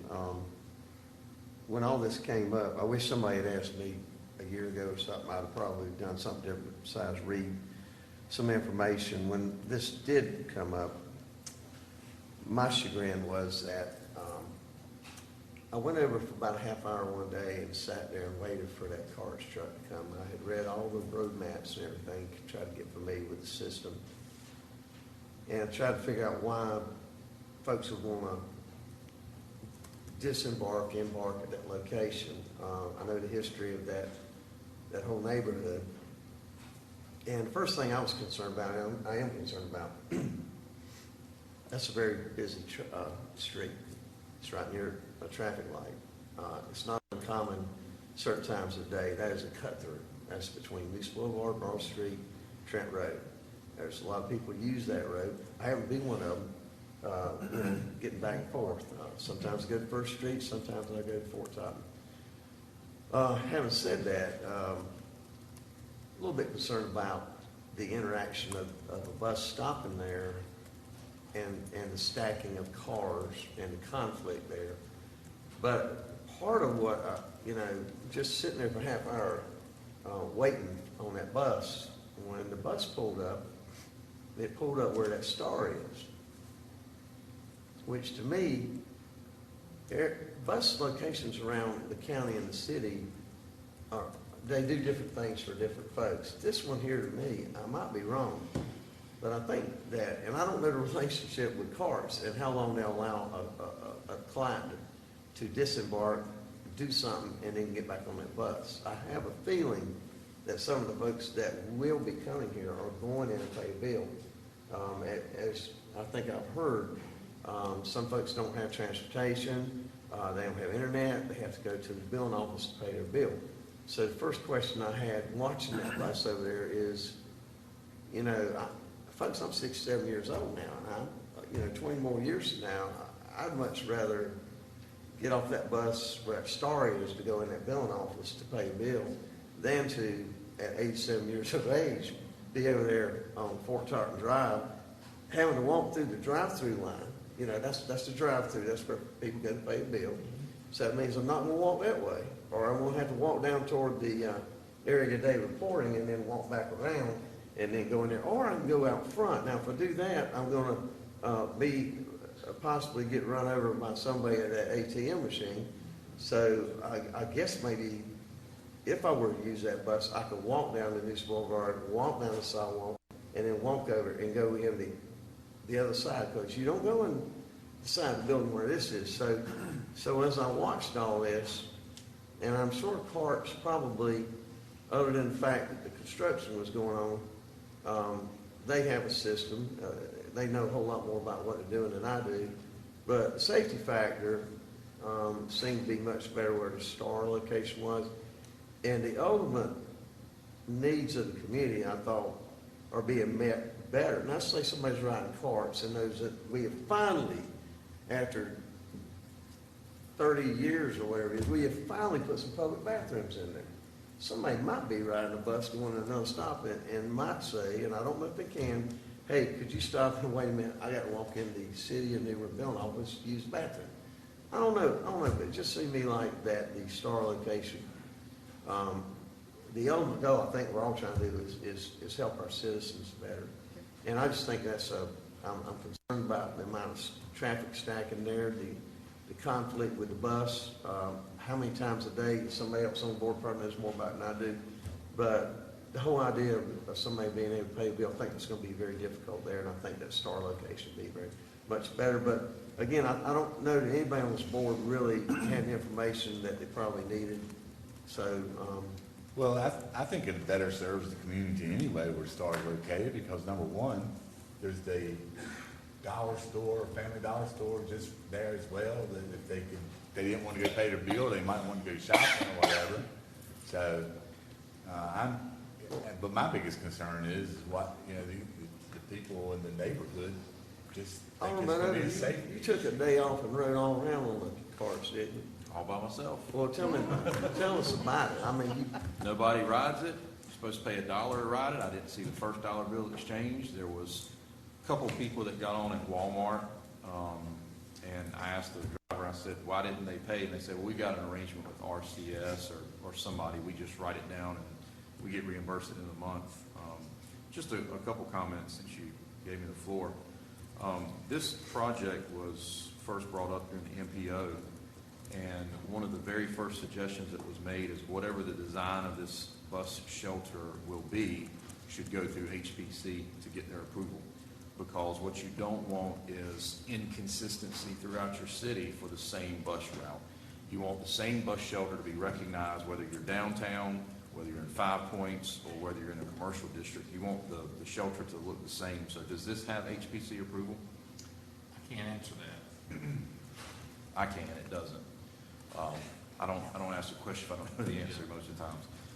The second thing I'll say, I'm looking at page 160 of the CDBG 5-year plan, and it says the CDBG funding is $187,842, and that is for public transit, and that is for the design, construction, and inspection for the installation of 6 bus shelters in cooperation with CARTS, the local public transportation provider. The shelters will be located in specific areas that serve low to moderate income persons. The shelters will be set on concrete paths with handicap access to surrounding walks and street crossings. The shelters will have solar panels for lighting, a bench and display boards for bus routes, schedules, and community resources. Did I understand you correctly when you said that you asked CARTS how many people used it and they couldn't tell you? That's correct. Okay, thank you. Foster, did you ask CARTS? I was speaking to the bus driver. Oh, thank you. That's all I wanted to say. You speaking to a bus driver, they wouldn't have that data And Well, for I us- would think a bus driver would know how many people get on and off their bus while they're driving. But you gotta also understand, Alderman Odom, that there are certain days that people use carts because they have certain days that they go to their doctor's appointments or to the grocery stores or whatever. It's not like it's a current everyday event that these citizens use the cart system. And Mayor Outlaw, as opposed to you, if I had I'll just say my 75-year-old mother or grandmother, 85-year-old grandmother, she uses that cart, I would want her to be closer to that building. Where you go in the entrance. Yeah, Where you go into the entrance. Well, that's The where reason- that star, that's what I'm talking about, that star. The star, Yeah, on the other side where we Yeah. want to move it. So what is the other building of, that's the old ABC store. See right there, Mom? The big picture is the ABC store? Well, where that star is the. That's the ABC. question that I Right. would like to bring up. This is their entrance. Right, that's the Right, entrance. exactly. What's That's- the reason why we shut down the entrance on the other side? Okay, That is a staff issue. okay. So that's my, Security. Yeah. But can you still walk through to and see the other side You're not able to walk through that building. That's because just of staff a only. wall was built up? That's correct. Okay. So now I understand. So if they, where the rectangle is, if they get off there, they have to walk all the way around the building? That's what I'm saying, 20 years from now. Oh, I thought the other side was the entrance as well. Makes sense. It's unsafe. well, Okay, both sides used to be an entrance. So I have a So question. how do we do this without losing Can, funding? can I have another question? Because I was still trying to I'm ask. sorry. Nope, you're fine. When did this part of the building get switched? Was it pre? Because I know it was a Oh, it's been couple of years years. ago. It's been years ago that they It, remodeled It that has- whole building inside. it hasn't been 10 years, because I've been No, here it's not like been 12 10 years, years. and I've walked in No. that side of the building. Was it when the bathrooms came in? I would have to defer that to either Charlie or Kim Ostrom to tell us. I'm not sure when that changed. If It's been, Alderman Harris, it's been within 5, maybe 4 or 5 2014, years? so sometime after 2014. Okay, my other statement is everybody makes valid points, but I know that we sit up here as a board and we talk about being conservative and spending tax dollars. Unfortunately, if we would like to say that the work that, to do the due diligence, if the board is saying that wasn't done, that's unfortunate that it wasn't done. It's unfortunate that there's complaints. But the also unfortunate part about it is we already have, like he said, $72,000 into this project, and if we decide to move it, it's not gonna meet the deadline by the end of April, and that is a ding, from my understanding, with HUD. And if we continue to go down this route of not being able to spend this money, or having development services come to us at a board meeting and say, hey, we didn't spend this money, let's roll it over into next year, we're doing our citizens a disservice with this HUD funding that we're getting. Why would HUD want to send us funding if we're not going to utilize it? It's very unfortunate, but I feel from the direction or understanding of what Foster's saying, we need to install it here to complete the project, so we are not continuing to lose out on money. If we're willing as a board, which I'm going to vote against, to spend over $30,000 to switch it, in a possibility of losing HUD funding, then that's something that you guys have to make that decision and vote on. I won't agree with it, because it's a loss either way. I understand, but the due diligence obviously was not done, but where do we go from here with the fact that there's a deadline and this is funding, government funding? Where do you go from here? I think it is difficult to make those determinations, but how do you value someone's safety? How do you value someone that, do you remember during COVID how the cars lined all up in that parking lot? There's somebody having to transverse through the parking lot with traffic coming around in there trying to get to the other side. I think that, to me, and I really forgot about that. So my concern was more the traffic coming off of Noose onto Fort Totten there. And then the mayor reminded me of the entrance being over there, and he's absolutely right, and that concerns me. Unfortunately, like you said, due diligence wasn't done, but what value do we place on safety? There's no numbers. I can't enumerate that. You know what I And think, it's you know what I gonna be think's gonna happen here, put that shelter Can there. we put the bench in and put the thing down and then get the paperwork and then move it over to the other side? I mean, I hate to do that, but is that what we have to do? We can do that. Because, I think a lot of Direction you times, give me. people are gonna pull up here and they're gonna ask their driver to go on over there and park where that star is, because they gotta go in, they gotta go in the building. and they can't walk. I don't think they're gonna use it that much right there. I will say this is not the first time this has happened. When I talked to the designer and when I talked to our HUD consultant and we explained the situation, they told me that this does happen, where they get complaints on where original design is and things have to be moved. Again, Alderman Aster, I don't know how much we could lose on this from this project.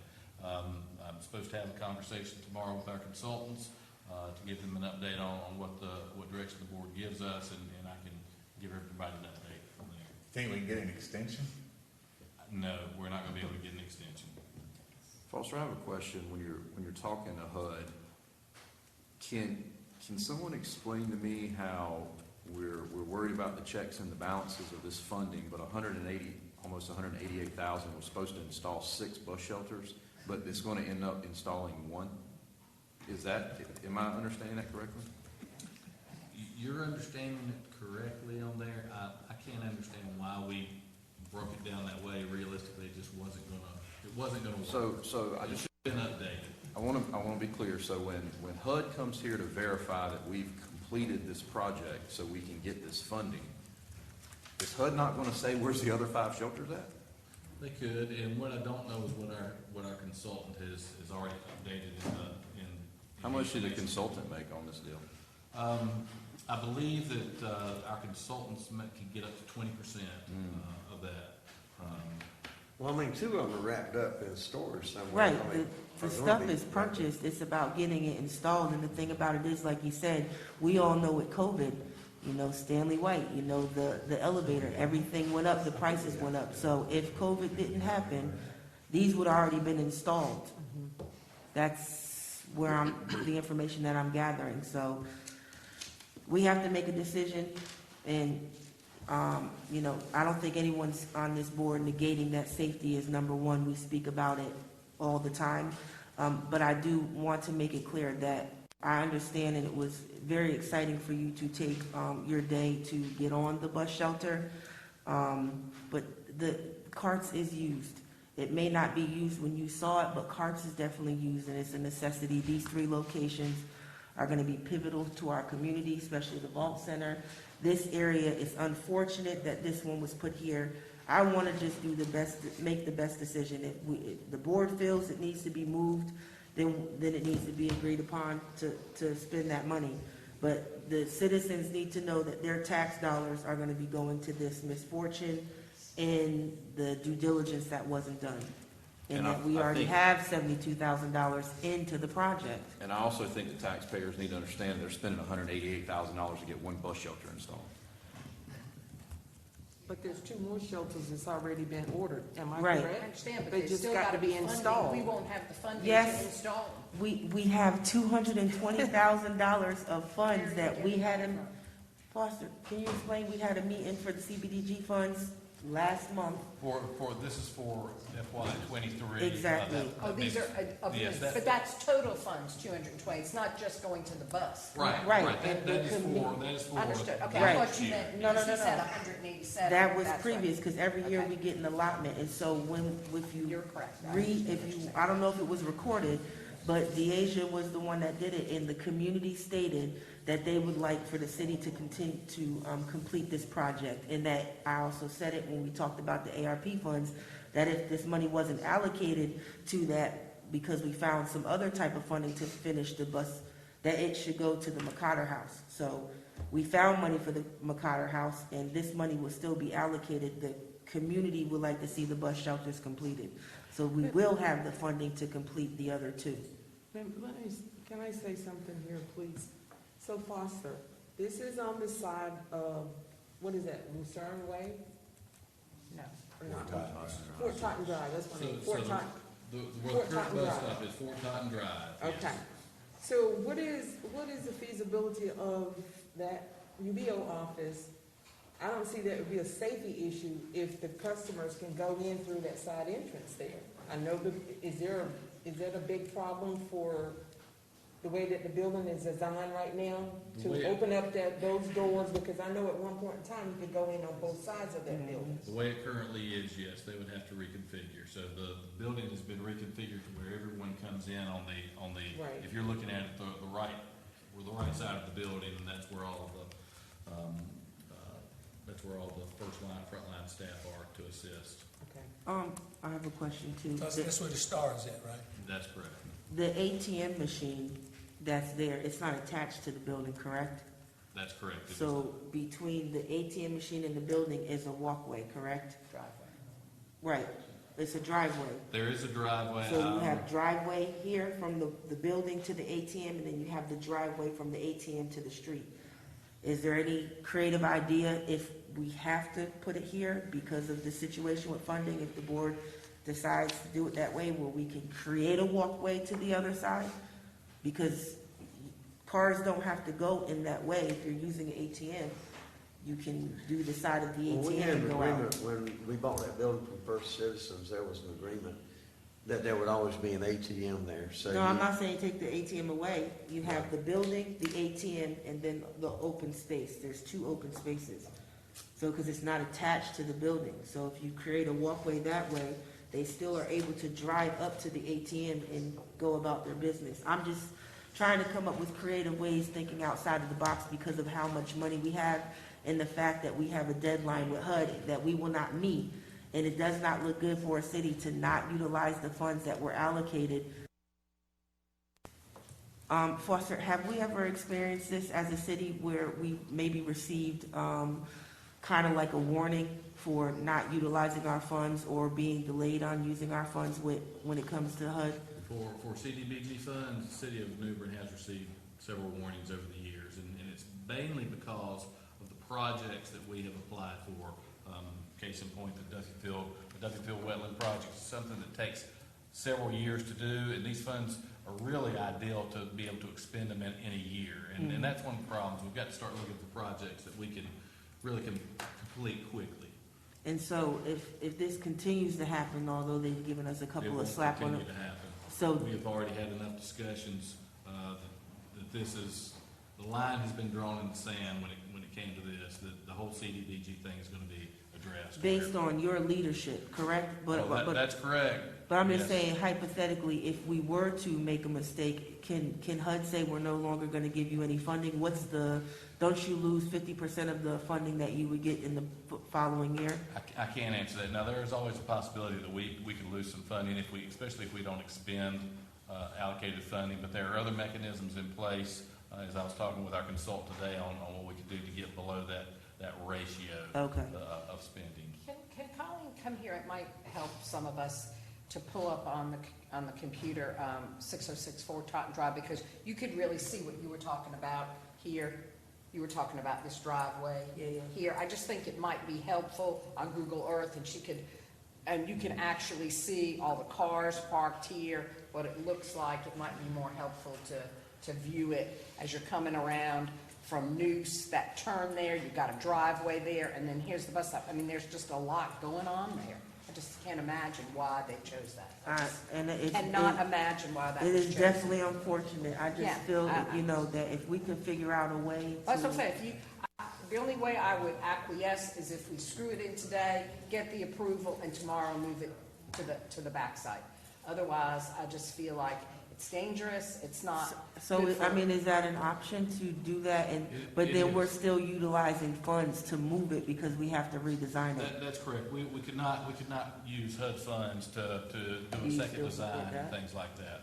Yeah, I understand we have to spend money, but we, unfortunately, either staff didn't speak to us, or it was not presented, and we could not comment, or, I don't know that the city manager, of course, we've had so many changes, we don't want to point the finger at anybody at this point. I just want it fixed. Right, so here where you're looking at the picture, you see these cars. Obviously, we would be able to direct staff to say, hey, don't cross this Well, line. right here where you see that truck, if you move that, Colleen, can you move that a little bit? If you move it down, see, you've got the two trucks there.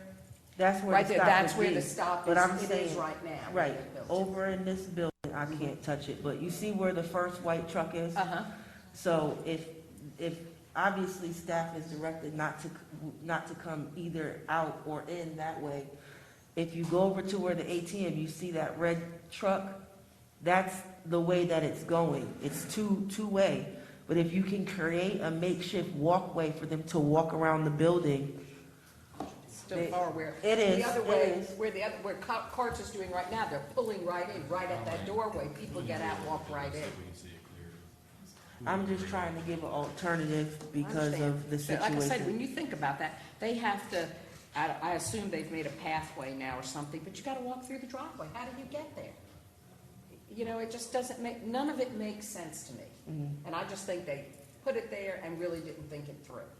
And that's unfortunate for our citizens. Our citizens suffer because it wasn't thought through properly. So I don't know when Jeff Ruggieri's office, when they came up with this bus shelter, when they talked about all this, but I'm quite sure if they selected that side of the building, that office had not been remodeled yet. Yeah, but it was remodeled prior to COVID. Were they, see, that's what I sure. want to know. For sure it was. About opening and being able to go into the building. But, I mean, for me, I just feel like, I feel terrible about the staff that's worked on this. I'm not going to say that they didn't do their job because I know that they did what they needed to do and what they were directed to do. It's very unfortunate if we're going to put it in there to meet the deadline and then vote to take the money to move it, then that's what the board needs to do. I mean, we're beating a dead horse. If we want to put it there to try it out and make a makeshift walkway to walk around the building, then let's try it out if we don't want to utilize the funds. I think it would cost less to create a walkthrough closer to the building than spend 30 grand to move it over. Sure about that. Because if you've got bathrooms and you've got whatever's over there that doesn't enable you to walk through anymore, then it becomes an No, issue. I'm saying over here. You're outside On the walking outside through. of there. Yeah, it's Well, outside walking through, still to the same entrance. You're And just shy of walking staff around the doing building. an actual field survey out there, we can't really answer what it would take to Okay. do that. Well, we do have a deadline, and it has to be in before, Now, I will tell you this, one of the concerns was if we did not activate the bus stop, that could mean something. So we told the contractors that we wanted to go ahead and activate the bus stop now, which meant putting the sign up, and having it to where the buses could stop. Buses could stop there right now. I don't know that they're using it at this time. Of course, we haven't reached out to Carts to let them know. So would it be considered complete if we just had the sign up and not the shelter part and whatever? We have to have the full shelter, bench, That's trash correct. can. So can we ask HUD to reimburse us for what we've expensed so far and just stop? Don't spend any more? Don't ask for any more money? So the 3 bus shelters we've got is in shrink wrap somewhere in a warehouse. Can they reimburse us for that and the engineering that's been done on this site? We would have to talk to our consultants about all that. But how would that affect us future for funding by rejecting this money like this? We would probably lose some funding. Yeah, we don't want to do that. If you And I voluntarily get say that. that we've made a decision to change course on the scope and don't give us all the money, you're saying that in the future, their government's going to say, well, we're not going to give you as much next time. And do they take safety into factor? Does MPO have any play into the CDBG? Is that an issue we can raise with them, showing them the layout where the people have to walk? It's supposed to be handicap accessible. So how does a person in a wheelchair traverse all of that if it's handicap accessible? So I had a conversation with Kim Maxey of the MPO today, and I asked about what was her input on that, since she is a transportation planner, and she was not asked to provide input on that project. I would think that, to my knowledge, I may be wrong, because I haven't seen it lately, but when I was working over there at that office, if someone come that utilized carts and was in a wheelchair, they brought them around to the other side of the building. regardless of the Where the stop. handicap accessible Right, signs but and all that's that over there stuff. on the side we're trying to move it to. Right. I understand that. The carts bus would drive, they wouldn't just stop there on the side of I'm quite sure carts would not just stop here on the side of the road where we where the square is and put somebody out that's in a wheelchair, I'm quite sure they probably drive around to the handicap accessible side and put that individual out. That's what they did in the Talking past. in the, I can't hear you because people are talking in the crowd. Oh, okay. Well, I'm saying, in the past, when I worked over there at that office, if an individual citizen was riding the carts bus, they were in a wheelchair or they was on a cane or walker or something like that, the carts bus would drive around to that side of the building where y'all are talking about where the star is, and they would put the individual out in the handicap area. Right. Okay, and I don't know if that's the same steps, procedure that carts still use, but I could see them doing that. I could see them putting somebody out on that side of the street in a wheelchair. Right. That far away from the entrance. Well, the new stop is handicap accessible. It is. That was part of the requirement. It is. Yeah, but And I how have you to get- do them after they get off the bus. That's what I'm saying. I think we We're- can cross that grassy area and get in the door. Yeah, To that's, answer your question, Alderman Aster, I brought that up with George Childs when we were out there looking at that. We would actually have to do an ADA curb cut on the back of that to, if you want to, right now, if you want a straight line to get to where you have to pay, you're either going to have to do one of two things. You're either going to have to go up on Broad or Noose and take that sidewalk around safely and then come back down that exit, or you can walk straight through. And you're correct. You've got the cars coming in on that entrance on Fort Todd, so you're going to be dodging the cars to get around there until you hit the crosswalk on that side of the building. So we're still at the beginning of the fact that the board needs to make a decision Yes, on. the board could give me direction. If you tell me you want to relocate it, we'll relocate it. And we'll let you know when we talk to our consultants. could we not necessarily, could we just, maybe a show of hands, give somewhat direction? I would feel better if you could answer some more questions. Again, I think HUD needs to understand what has happened here. I think they need to understand about the safety factor, the other issues. And then I think you really need to look at the budget and come back and tell me what's left in Public Works. Go to Development Services. Our Director of Development Services has been gone since February. Our assistant, not thereafter. So there's money in that line item for salaries that we've gone unused. We got to end of the budget year. So we, like I said earlier, we have funds available in the general fund. If I Well, give it makes direct, it sound like we're taking it. no, It's already in our budget. That's right. It's not coming from fund balance. It would Okay. come from the general fund, either from Public Works or Development Services. That's not an issue with that. HUD is not going to give us any more of an extension. Well, I wasn't The- asking, I mean, yeah, as far yeah. as, So we've got to reach out to them and let them know, look, we're relocating this. We're going to have to use our funds to complete the rest of this project. but will they still give us the money we've already spent? What we've already spent Okay, for we've the bus already- stop. we don't have to- So we will not lose that, no. But we also have the ability to lose funding coming into the next amount of money. No, that's not necessarily so. So what funding would we lose if we don't do this project? You don't know that, you're saying? Whatever we still owe the contractor on work that they have not Oh, okay, completed. gotcha. 'Cause we have a That is contract. what we would lose, and I can't answer how much that is. I mean, when the stop work was given, they had 2 days to complete the project, and that included putting in the shelter, the bench, and the trash can, and the sign. That's all that remained for work, and probably a little bit more mobilization. So, but we have not received the final invoice from them on that. So how much we're gonna lose, I honestly can't answer that. So we're at a loss, meaning we would still have to pay them, and then to move it, we're gonna have to cost money, even though it's allocated in these different line items. The funds was allocated for specific departments. This is a mishap that now, at the end of the day, it's still tax dollars money that is gonna be allocated to something different because of the debacle that we have here. That's where I'm at with it. Go ahead, Alderman. Foster, can Kim or someone tell us how much we have spent on this project year to date or multi-year to date?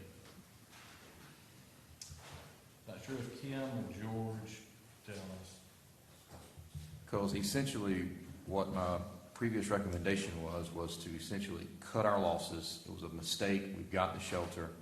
If we've spent 150, then we're not going to get the additional $38,000. And then we'll find our own money to put it where it needs to be.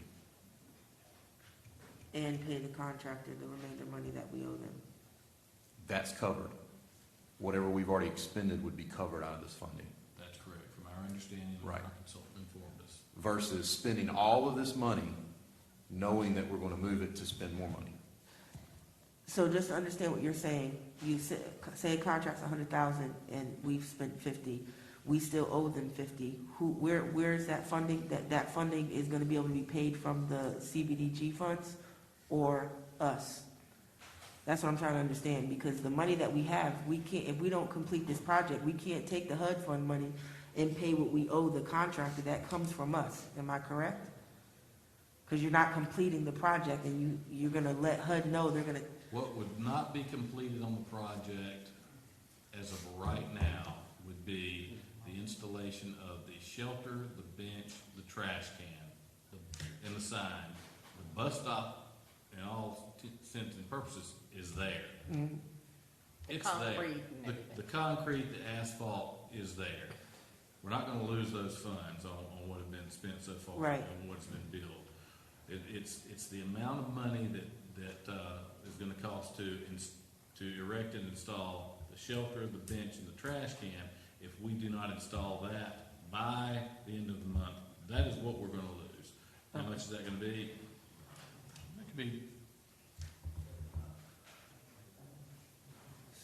George may have that.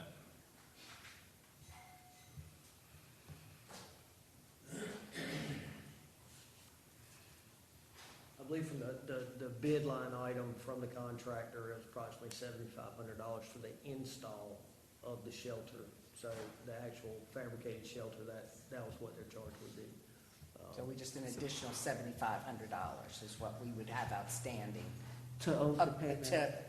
Above and beyond the concrete work that's already done. Right, everything else is done, like the city manager said, everything else is complete but installing the actual physical shelter, which Development Services already purchased. Well, I'm totally confused here because now the city manager just said a few minutes ago that it's gonna be anywhere from $20,000 to $30,000. That's to move it. Right, to move it, right. To move it, and so we would have to use city funds. Right. If we move the shelter, then we're gonna have to do engineering and design to locate to where the star is.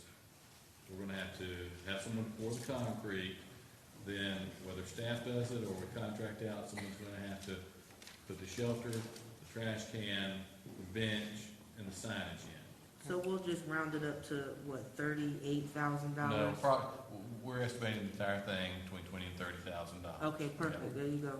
So let me make sure I'm clear. So as of today, the project is fully funded through the work that's been completed. There's a balance of $7,500, which would cost to install the shelter, the signs, the trash cans, and the bench.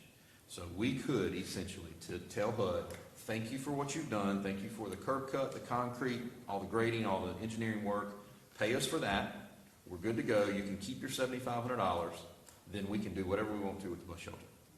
Is that what I'm gathering? Well, they might not want to pay for the other work if we're not gonna use it there. Yeah, I mean, that's kind of. Without having another conversation with that consultant, So you need to ask a consultant, because if I'm HUD, I'm saying, so where's the other 5 bus shelters that we approved in this? That goes back to my original point.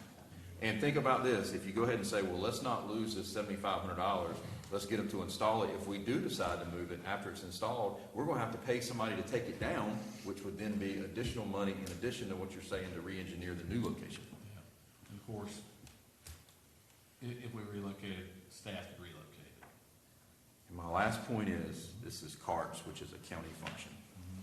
Which I agree with, because I said at that meeting, I said, I don't understand why CARTS does not cover the remainder amount for the rest of these to be put, because it's utilized, but obviously there's a lack of that communication. So, we've been talking this probably about 30 minutes. We need to figure out what's gonna go on and give the city manager direction. Well, before we go on, I want to make this statement. I thank the county for having carts for our citizens. Absolutely. We don't have a system the city don't have a transit system for our city. for our citizens, so I think cards. We should ask the county if they would like to give it to us and let us run it, and see what their answer will be. Ms. Kim, you had to, I just want to kind of caution you. My experience with federal funds, if you do not complete the project in the way you wrote for it and you were funded for, they will not, we'll have to pay that money back. So that is a question that we have to have for HUD tomorrow. right, that's, I'm That's a glad big that you said that, concern. because that's the knowledge that I was provided a while ago in regards to that. So that's why I was trying to get at why it makes sense that we need to complete this. And then if we're going to, unfortunately, you need to complete it and then move it. I mean, if we're gonna pay the money to do to move it, we have to incur these costs because it's not good for, that's the issue that I have. And what I'd like to see, Foster, once you have that information, obviously you're going to share it with the board, but I would like to see the communication between the city and our consultant on how we went from 6 bus shelters to 1. So whatever historical emails or data information, I would like to see that. Do we need to have a special call meeting in regards to this I think- since I it's don't time think sensitive? We really need to get more information. Would the rest of you agree with that? How do you Well, feel? it sounds like to me, I mean.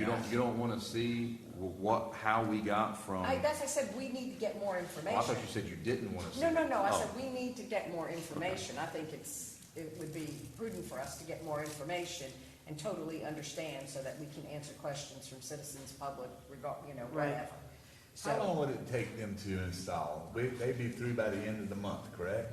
If we put it there. We need to be finished by the end of the month. And then how long would it take for FEMA to do their blessings? HUD, Excuse me, HUD. God only knows. I can't answer that. I'm not sure how we do the report. It may be as simple as us taking pictures and uploading that into their portal. And there's no issue with us, once we receive funding from HUD, there's no issues with us saying, oh, this is not a safe place to put it, we can pick it up and move it without any. According to our consultant, that was not an issue.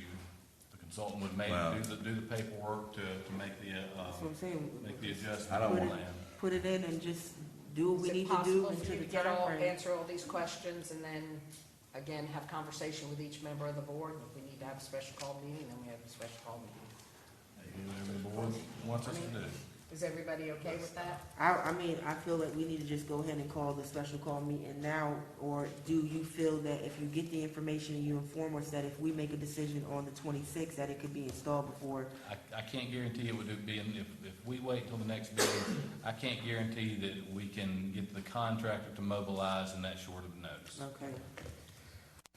So tomorrow, do you think you can get with the consultant? We can. I just think, let him do that, let him get back to us, and then, again, we need 48 hours to call a special call meeting, or we can call a meeting for next Monday or Tuesday or something like that. Well, can we Is there kind any of, way we just can give them direction and let it based on the sky? I mean, is there anything that, so we don't have to come back, I mean, to discuss these bus shelters? You can give direction, or you can continue this meeting to tomorrow or the next day. oh, okay, perfect. Which means we have to come back, can we come back via Zoom if we have to? No, ma'am. No, ma'am, okay, we'd have to come back here. I'm off Friday. We all are. Yeah, we're all off, oh, well, yeah, never mind. Somebody need to make a motion, Foster is waiting. I don't know that he needs a motion, I think he just needs a direction, it doesn't need to be. He on the direction. I mean, honestly, I feel like we need to just go I ahead know. and move forward with it and I want, move it. I want to know what the wiggle room is. That's what I want to know. Because I am not in favor of the shelter in its place. But again, I'm prudent, I understand it, I'm fiscally conservative, I get what everybody's saying. But I am not for leaving that shelter in that spot. It's Right. dangerous, the citizens don't, the neighbors have concerns that I think are legitimate from the phone calls I've received. And, I want to see it moved. But again, like I said, I'm prudent and I'm fiscally conservative and I get it, but I want my questions answered. And if we're going to use consultants and pay them a portion, then they should be readily available to us to give us this information. All right, what is directions? I've said my piece, y'all. So just so in the spirit of being helpful, at this moment, the city is engaged in installing a bus stop. Mm-hmm. The pause button was hit, so if there's no direction given, staff is going to continue with the project. So that's the direction they need. Stop it or continue on the path that we're currently on. Stop it. This is my motion. Stop the project, get back with us, and we go from there. Yeah, I second that. You have a motion and a second. Is there further discussion on this item? Yes, I need to know the time frame and when we're gonna get the information and when the special call meeting is gonna be called, because safety is number one, but also receiving our funding and making sure we do our due diligence with the government is very important. We are a city that utilizes these funds, and for this project to cause this much of a ripple is very important. I need to know that information. Yes, because the deadline is April So, 30th. I mean, will you wanna continue to meet until tomorrow? All right, what time are we coming here tomorrow? Well, we have a motion and a second right now we have to vote on, but we can keep talking. Well, but as part of that, we could amend that motion, and I would amend it to include a time and place, if we want to. Could we amend it till tomorrow, till, Whoever made the motion can amend it. Kinsey? Johnny Ray? Yes. 9 o'clock? Well, is that gonna I give don't know, Foster, he's gotta talk to the consultant. is that gonna give you enough time, Foster, Yes, by ma'am. tomorrow for us to convene? We Okay. do Yes, ma'am. tomorrow afternoon at 4, can we do that? Give you all day to at least kind of get to them, is that a good time for everybody? I'll make it Well, work. that sounds like a totally different adjustment to the original motion. So we can withdraw the motion, if that's acceptable to the movement and the person who seconded it. I need a second. Or we have to hear that motion out and then entertain something else if it doesn't pass. I would withdraw and I withdraw remake my a motion. motion. So is the, He you withdrew. make the motion? My motion is to give Foster's direction to stop the project, to get with the consultant tomorrow. We will re-adjourn at 4 o'clock tomorrow. Reconvene. Okay, We'll- so that's an amended motion. And I second it. Right. So at the end, so that's the motion, meaning that you will continue this regular meeting until tomorrow at 4. That's correct. Right, so you will not adjourn tonight. Correct. Got it? Correct. That's the motion, okay with the person who seconded it? I'm the second. Yeah, you're the second, got it. Okay, good. Okay. Roll call. All in favor of the motion, say aye. Aye. All opposed, same. Motion carries. Perfect. We've accomplished something.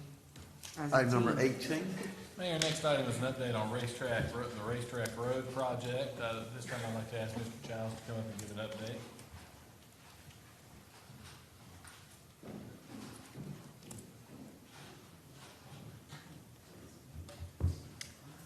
If y'all recall, in 2020, it was brought up by Alderman Kinsey, the concern for some additional pedestrian and bicycle improvements on Racetrack Road. Taking his concerns, we went ahead and hired Von Melton, a consultant, to do a feasibility study with some options of what we could do on that road within the parameters of the existing right-of-way.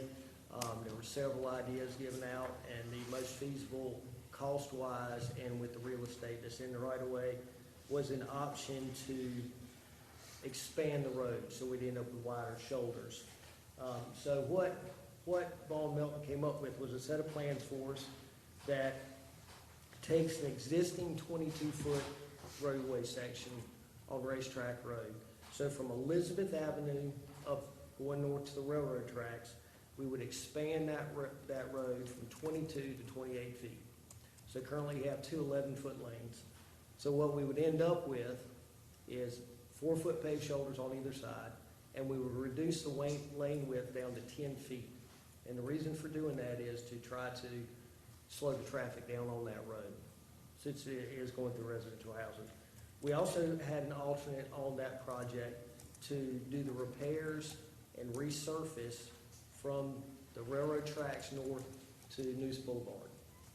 And we have gotten construction, just rough estimates from the engineers for those costs to do those improvements.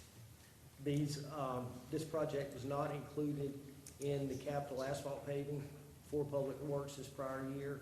So the numbers I'll give you are just estimates from the engineer, what we think this project would cost if we were to go forward with it. The numbers, when they gave us these, and these are not the most current numbers, but for the first phase, which is Elizabeth to the railroad tracks, which is the section we would widen, since we do have enough room between the ditches, would be approximately $627,000. And then for the alternate to go from the railroad tracks onto News Boulevard would be an additional $100,000. We do have the plans drawn up for this. The permits are ready to be submitted, so we have the paperwork together to do this project if we're led in that direction. So how much money do we have available now to start one phase from Elizabeth Avenue to the railroad tracks? In our current budget? Yes. For our paving project this year, we're falling behind Water Resources, and there's some of their improvements. So the money that is allocated in this capital year is already allocated to those streets. So what you tell me? Zero. Correct. The average pavement rate, condition rating on Racetrack Road is 92, and that was done in approximately 4.5, 5 years ago. There is one bad section, which I'm sure y'all are aware of, in front of the concrete plant that drops that rating in that section. And right there on Elizabeth Avenue is very bad right there as well. Are those current pricing, I mean, those prices are for 2020, right? I'll tell you, this is a early 2021 price. I'll tell you what we've seen in the past 12 to 18 months is, 35, 40%. It'd be tough for me to speculate as fuel prices go up, it adjusts asphalt costs. So without bidding this out, I would only be speculating of the increases. And so, Alderman, one thing I do want to let you know is our goal is, in the budget that we're going to present to you is going to be to have minimal capital items, and that's in anticipation of bringing things back up to the next board, and this is one of the things we can bring up to the next board in a work session to see if there are any other capital items that they would like to address at that time, so. Yes. Good recommendation. Yeah. I just want to comment on this, what you see on the screen. You can see that awkward angle when you're coming down Racetrack to turn on News Boulevard. That intersection right there is in a project with the NPO to redo that entire intersection. It probably wouldn't affect much of what you're talking about doing, but it would be some property acquisition and trying to straighten that road out, because it's hard when you're trying to turn. Yeah, the concrete island doesn't always assist that, yes. So when the NPO plan on looking at that to take an interest in that? Alderman Kinsey, I have to get Kim to give us an update on, I know that it's something we discussed probably 2 years ago, and on the NPO, sometimes you talk about a project and it could be 2 years or it could be 20 years, it just depends. But it is in the plan, I know that. Okay, anything else on that item at this time, number 18? Thank you, George, for that. Thanks, George. Thank you. Let's go to appointments, starting with Alderman Bingham. Well, I want to defer to Alderman Aster. These three gentlemen, they all want to serve again. on Yes, Veterans Day. absolutely. And I want to just say what a great event they had with the 9/11 monument memorial that they did. It's just beautiful, and these people do a great job. So with that being said, Mayor, I'd like to reappoint Dave Finn, George Halliak, and John Meeham to the Friends of the New Bern Firemen's Board. Is that all you Second. need, Madam Clerk? Motion and a second. Any discussion? All in favor of the motion, say aye. Aye. All opposed, same. Any other appointments tonight? No, sir. Alderman Parrish. No, sir, Mayor. Alderman Aster. No, sir. Alderman Kinsey. No, sir. Alderman Best. None, sir. And Alderman Odom. No, sir. Attorney's report. Mayor, members of the board, just a brief update on the potential relocation of the Tisdale House on Broad Street. Assistant City Attorney and I have been working with staff to identify various options for the board. There are legal considerations, practical considerations, and political considerations. On the legal side, we have several options to get the house moved. But those legal options leave you with practical problems and political problems. On the practical side, our understanding is that You do not want the city to be out of pocket in this relocation. In other words, you don't want to spend $10, $20, $50, $100,000 to have this property moved. You want to end up with the property moved and net something close to zero, if not zero. That's a practical consideration that we're struggling with. The other practical consideration is the subdivision of the lot on Rim Avenue. The lot is going to be sufficiently sized, but there are some larger trees, ancient trees there that may be a practical problem in getting the house on that site without having to remove one or more of those grand trees, which leads to political issues. I know Alderman Bengal is going to reach out to that community to take their temperature on the relocation, keeping the trees, relocation, potentially losing a tree or two, and then speaking with maybe more of the immediate neighbors to see how that may play with them, because this would be a change. And as you know, we're all for progress, but we're not so much for change. So that's where we are. Yes, ma'am. Okay, so this just popped in my head. Based on the last discussion, is the house functional? Is it a good house? Okay, right? We have Martin Marietta. Is there no way that we can get creative with utilizing this as, something where you can utilize bathrooms or maybe just be creative with it? Like, we have all that land, and maybe we could be creative with how we utilize. But you're keeping the home. It's something that you guys are, is very. We thought about moving it and maybe using it as like redevelopment commission's offices or something like that. Okay. And in that case, the problem is it's not handicap accessible, then you get the other But you things got when you more have a land but you at have Martin a Marietta. public, it's gonna cost approximately 50,000 plus just to move it one block to there. When you think about where it would have to go. Yeah. Over I was there. just That's the thinking- only thing.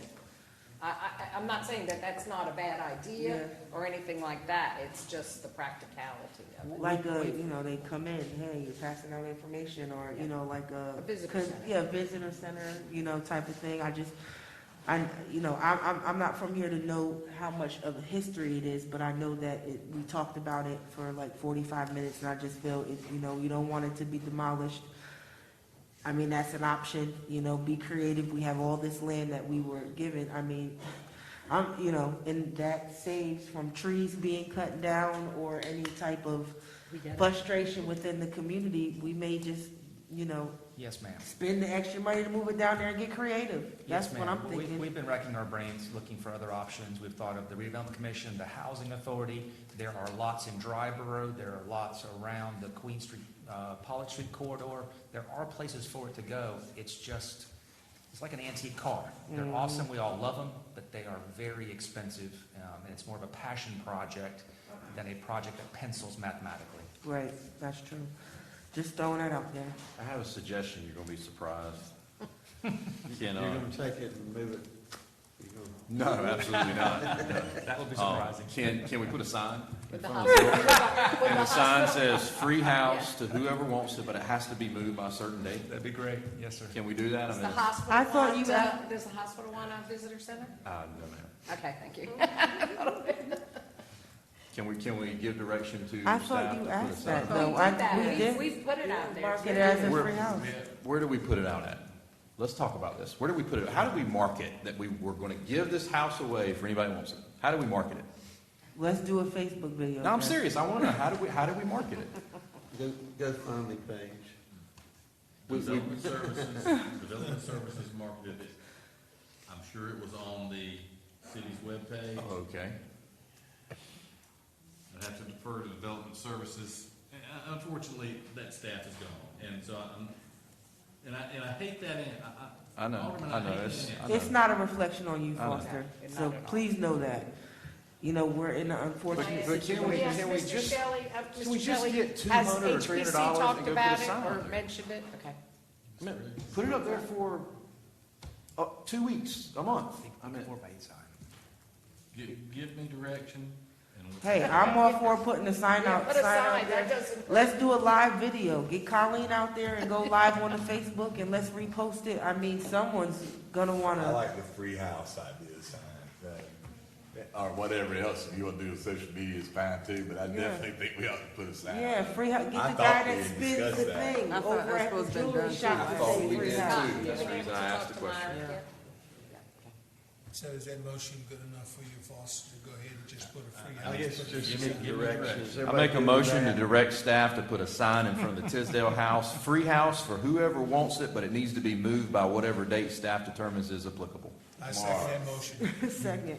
Okay, you have motion second, is there discussion? Can we also have Colleen do a video, please? Just social media wise? She don't have to, I'm just saying it does help. Sure. All in favor of the motion, say aye. Aye. All opposed, same. Motion carries. What else have That's all I you got, got? Mayor. Thank you. City manager's report. I've just got a couple things, Mayor. First of all, I want to let everyone know that Magic Midways is going to be coming back to Lawson Creek Park. They're actually setting up this week. I think they open up Friday night. They'll be here for almost 10 days, I believe. And it was a very good turnout, good carnival last time, nice family-friendly atmosphere. We're excited to have them back. So if anyone gets an opportunity, please come and check that out at Lawson Creek Park. Also want to let you know that we are going to be doing the budget presentation and public hearing for the budget on May 24th, and the goal is to adopt that budget on June 14th. And that's all I have. Do we need to make a change on our calendar? No, it was It not on the was calendar. covered, it was always that day? Budget meetings were not included in the calendar that was adopted. Okay, so we can make it any, so do we have to make a motion that it will be that day? Yes, ma'am. Okay, so just for the May 24th date, correct? But is that is that gonna be a special meeting, or is that part of our regular meeting on May 24th? Part of the regular meeting. Okay, so then we don't have to make a motion. Okay, so the budget's going to be presented on May 24th, and we'll do adoption on June the 14th. 14th, okay?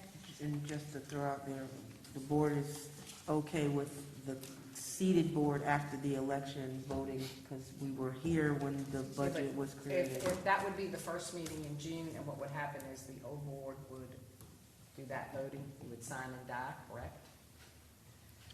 Think about that. You may have an option. You may have an option as to approve that or Who not. approves it? Yeah, yeah. Think about So it. that This has date been was so gonna be the unique. date that we were gonna sign Well, we it said the out? first meeting in June, Okay, if there was no runoff.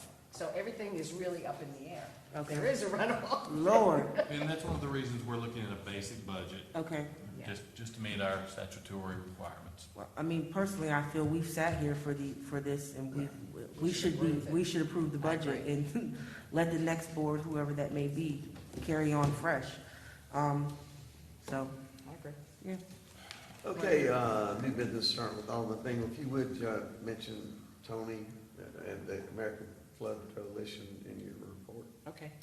He's with American Flood Coalition, Carolina's director. So last week, the mayor and I met with citizens from the CARE group, and that is citizens, thank you, Citizens Advocating for Education, Resiliency and Education. So CARE, Citizens Advocating for Resiliency and Education.